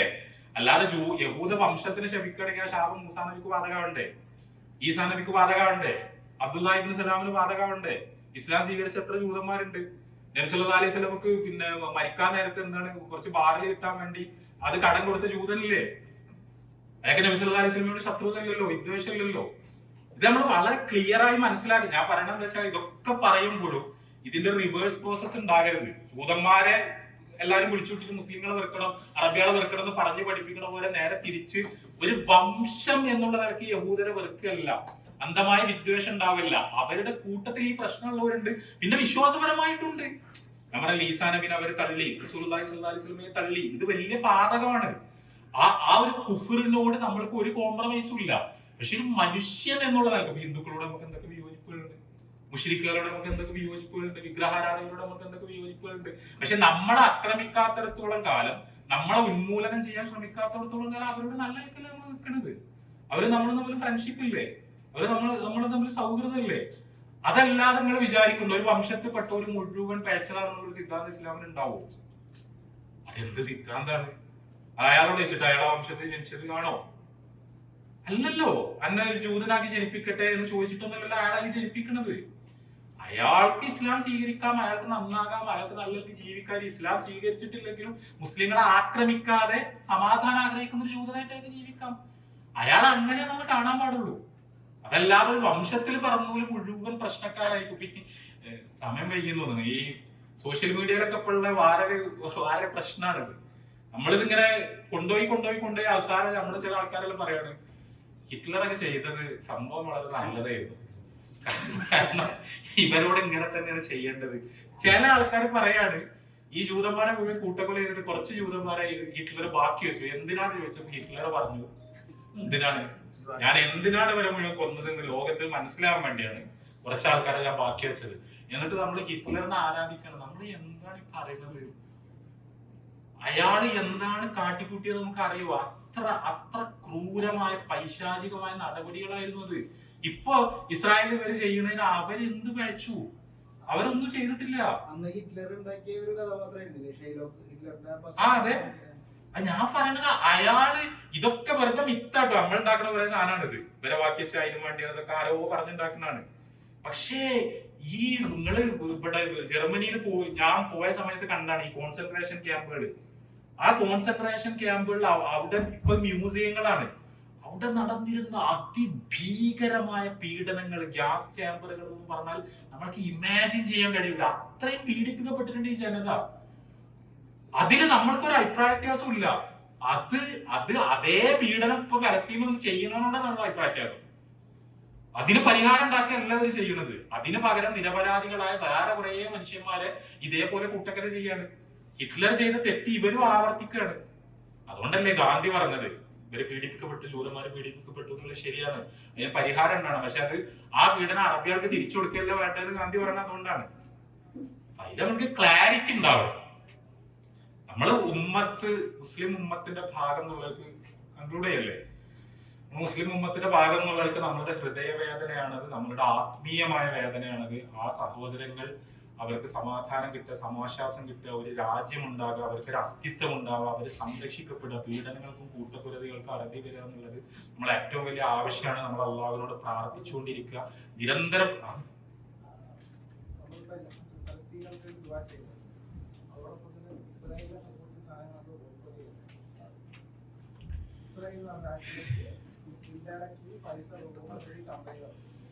അതെ, അതായത് അതിൽ ഞാൻ മനസ്സിലാക്കുന്നത് എന്താ വെച്ചാല്, ഞാനല്ല ശരിക്കും എക്കണോമിസ്റ്റുകളാണ് പറയേണ്ടത്. അങ്ങനെ ഒരു ബോയ്ക്കോട്ട് കൊണ്ട് അവരെ നമുക്ക് സാമ്പത്തികമായി ദുർബലപ്പെടുത്താൻ കഴിയുമെങ്കിൽ, അത് ശരിക്കും ഒരു ഇമ്പാക്ട് ഉണ്ടാക്കുമെങ്കിൽ, അതൊരു ഫലപ്രദമായ പ്രതിരോധ മാർഗമാണെങ്കിൽ അത് ചെയ്യണം. അത് ചെയ്യുന്നത് നല്ലതാണ്, അതിന് സംശയമൊന്നുമില്ല. അത് ഞാൻ പറഞ്ഞ ഞാനല്ല, എക്കണോമിസ്റ്റുകളാണ് പറയേണ്ടത്. അതായത് ലോകത്ത് ഈ ബോയ്ക്കോട്ട് മൂവ്മെന്റ്, BDS മൂവ്മെന്റ്, ഇങ്ങനത്തെ കുറെ സംഭവങ്ങളുണ്ടല്ലോ.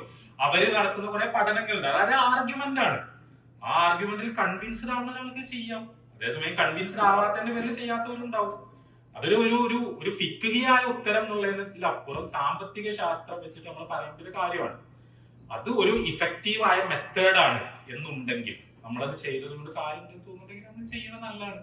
കാരണം അവരെ ആ രീതിയിൽ നമുക്ക് ദുർബലപ്പെടുത്താൻ പറ്റുമെങ്കിൽ.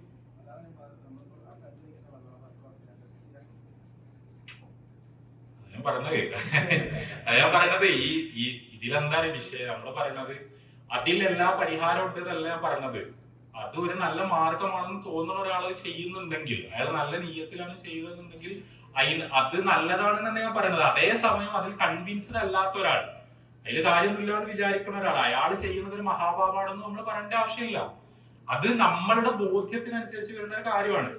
ഇത് നേർക്കുനേരെ അവരെ സഹായിക്കുന്നതാണെന്നൊരു മുസ്ലിമിന് കൺവിക്ഷൻ ഉണ്ട് എന്ന് വിചാരിക്കണം. എന്നാലും കുഴപ്പമൊന്നുമില്ല എന്ന് വിചാരിച്ച ഒരാൾ വാങ്ങുന്നതാണ് പ്രശ്നം. അതേസമയം അയാൾക്ക് ഈ ക്യാമ്പയിനിങ്ങിൽ അയാൾ കൺവിൻസ്ഡ് അല്ല, ഇത് വാങ്ങാതിരുന്നുകൊണ്ട് പ്രത്യേകിച്ച് കാര്യം ഉണ്ടെന്ന് അയാൾ വിചാരിക്കുന്നില്ല. അതൊരു ഫലപ്രദമായ മാർഗമാണെന്ന് ഒരാൾ വിചാരിക്കുന്നില്ല. മുമ്പ് ഒരാൾ പറഞ്ഞു നിങ്ങൾക്ക് പിന്നെ ഒരു കുപ്പി വെള്ളം വേണ്ടാന്ന് വെക്കാൻ പറ്റും, പക്ഷെ ചിലപ്പോൾ അവരെ സോഫ്റ്റ്വെയറുകൾ വേണ്ടാന്ന് വെക്കാൻ പറ്റൂല. നിങ്ങൾക്ക് അവരുടെ സിറപ്പ് വേണ്ടാന്ന് വെക്കാൻ പറ്റൂല, അവരുടെ സിറിഞ്ച് വേണ്ടാന്ന് വെക്കാൻ പറ്റൂല, നിങ്ങൾക്ക് അവരുടെ ടെക്നോളജി വേണ്ടാന്ന് പറയാൻ പറ്റൂല. ചിലപ്പോ ഒരു റിയാലിന്റെ വെള്ളങ്ങൾ വാങ്ങാനൊക്കെ ഉണ്ടാവും, പക്ഷെ അതിനേക്കാൾ അവർക്ക് ലാഭം കിട്ടുന്ന വേറെ കുറെ സാധനങ്ങൾ ഇന്നത്തെ കാലത്ത് അനിവാര്യമായി നിങ്ങൾ വാങ്ങലുണ്ടാവും. അപ്പൊ ഇതൊരു ഇഫക്റ്റീവ് ടാക്ടിക്സ് അല്ലാതെ പറയുന്ന ആൾക്കാരുണ്ടാവാം. അങ്ങനെ ഒരു ബോധ്യത്തിന്റെ അടിസ്ഥാനത്തിൽ ചെയ്യുന്നവരുണ്ടാവും. ഞാൻ പറഞ്ഞത് ഒരു ആയത്തും ഹദീസൊന്നും അല്ലല്ലോ, നമ്മുടെ ലോകത്ത് നിന്ന് ആലോചിക്കുകയാണ് അത് എഫക്റ്റീവ് ആണോ അല്ലേ. എഫക്റ്റീവ് ആണെന്ന് തോന്നുന്ന ഒരാൾ ചെയ്യണം, എഫക്റ്റീവ് അല്ലാന്ന് അത് അതാണ് നമ്മൾക്ക് പരസ്പരം ചർച്ച ചെയ്യാവുന്ന ഒരു വിഷയമാണ്. അതിൽ ഞാനതോടെ പറയാം, ഞാനല്ല അത് പറയേണ്ടത്, കുറച്ച് സാമ്പത്തിക ശാസ്ത്രജ്ഞന്മാരാണ് നമ്മൾ അഭിപ്രായം ചോദിക്കേണ്ടത്. ഏതായാലും ഇപ്പൊ ഇത് വാങ്ങണം എന്ന് പറയുമ്പോൾ വാശിയില്ല എന്നാണ് ഞാൻ മനസ്സിലാക്കുന്നത്. അതിൽ പ്രത്യേകിച്ച് ഒരു കാര്യമില്ലാന്ന് വിചാരിക്കണോണ്ട്, അല്ലെങ്കിൽ നിങ്ങൾ പറഞ്ഞപ്പോഴായിരിക്കും ഇത് ഇങ്ങനെയാണെന്ന് പോലെ മനസ്സിലായിട്ടുണ്ടാവുക. അല്ലാതെ ഇതെല്ലാം കൂടി ആലോചിച്ച് വാങ്ങും ഓരോ സാധനം. കാരണം ഇതിനെപ്പറ്റി കോൺഷ്യസ് ആയാലോ ഓരോന്നും നോക്കും, ഇതാണോ നോക്കും. മറ്റേത് പറഞ്ഞൊരു സൂപ്പർ മാർക്കറ്റ് പോയി ഇങ്ങനെ സാധനം വാങ്ങുന്നല്ലാതെ ഇത് ഏതാ എന്താന്നുള്ളത് നോക്കണുണ്ടാവില്ല. അതും ഉണ്ടാവും. അല്ലാതെ വളരെ കോൺഷ്യസ് ആയിട്ടൊന്നും കുഴപ്പമില്ലാന്ന് വിചാരിച്ച് വാങ്ങണതാവണമെന്നില്ല. എനിവേ അതൊരു ഫത്വന്റെ വിഷയമല്ല, നമ്മൾ ഇപ്പോഴത്തെ ലോകത്തിനെ പറ്റിയുള്ള അറിവ് വെച്ചിട്ട് നമുക്ക് പരസ്പരം ഡിസ്കസ് ചെയ്യാവുന്ന ഒരു വിഷയമാണ്. അത്ര സിമ്പിൾ ആയിട്ട് കാണേണ്ടേ ഉള്ളൂ എന്ന് എനിക്ക് തോന്നുന്നു.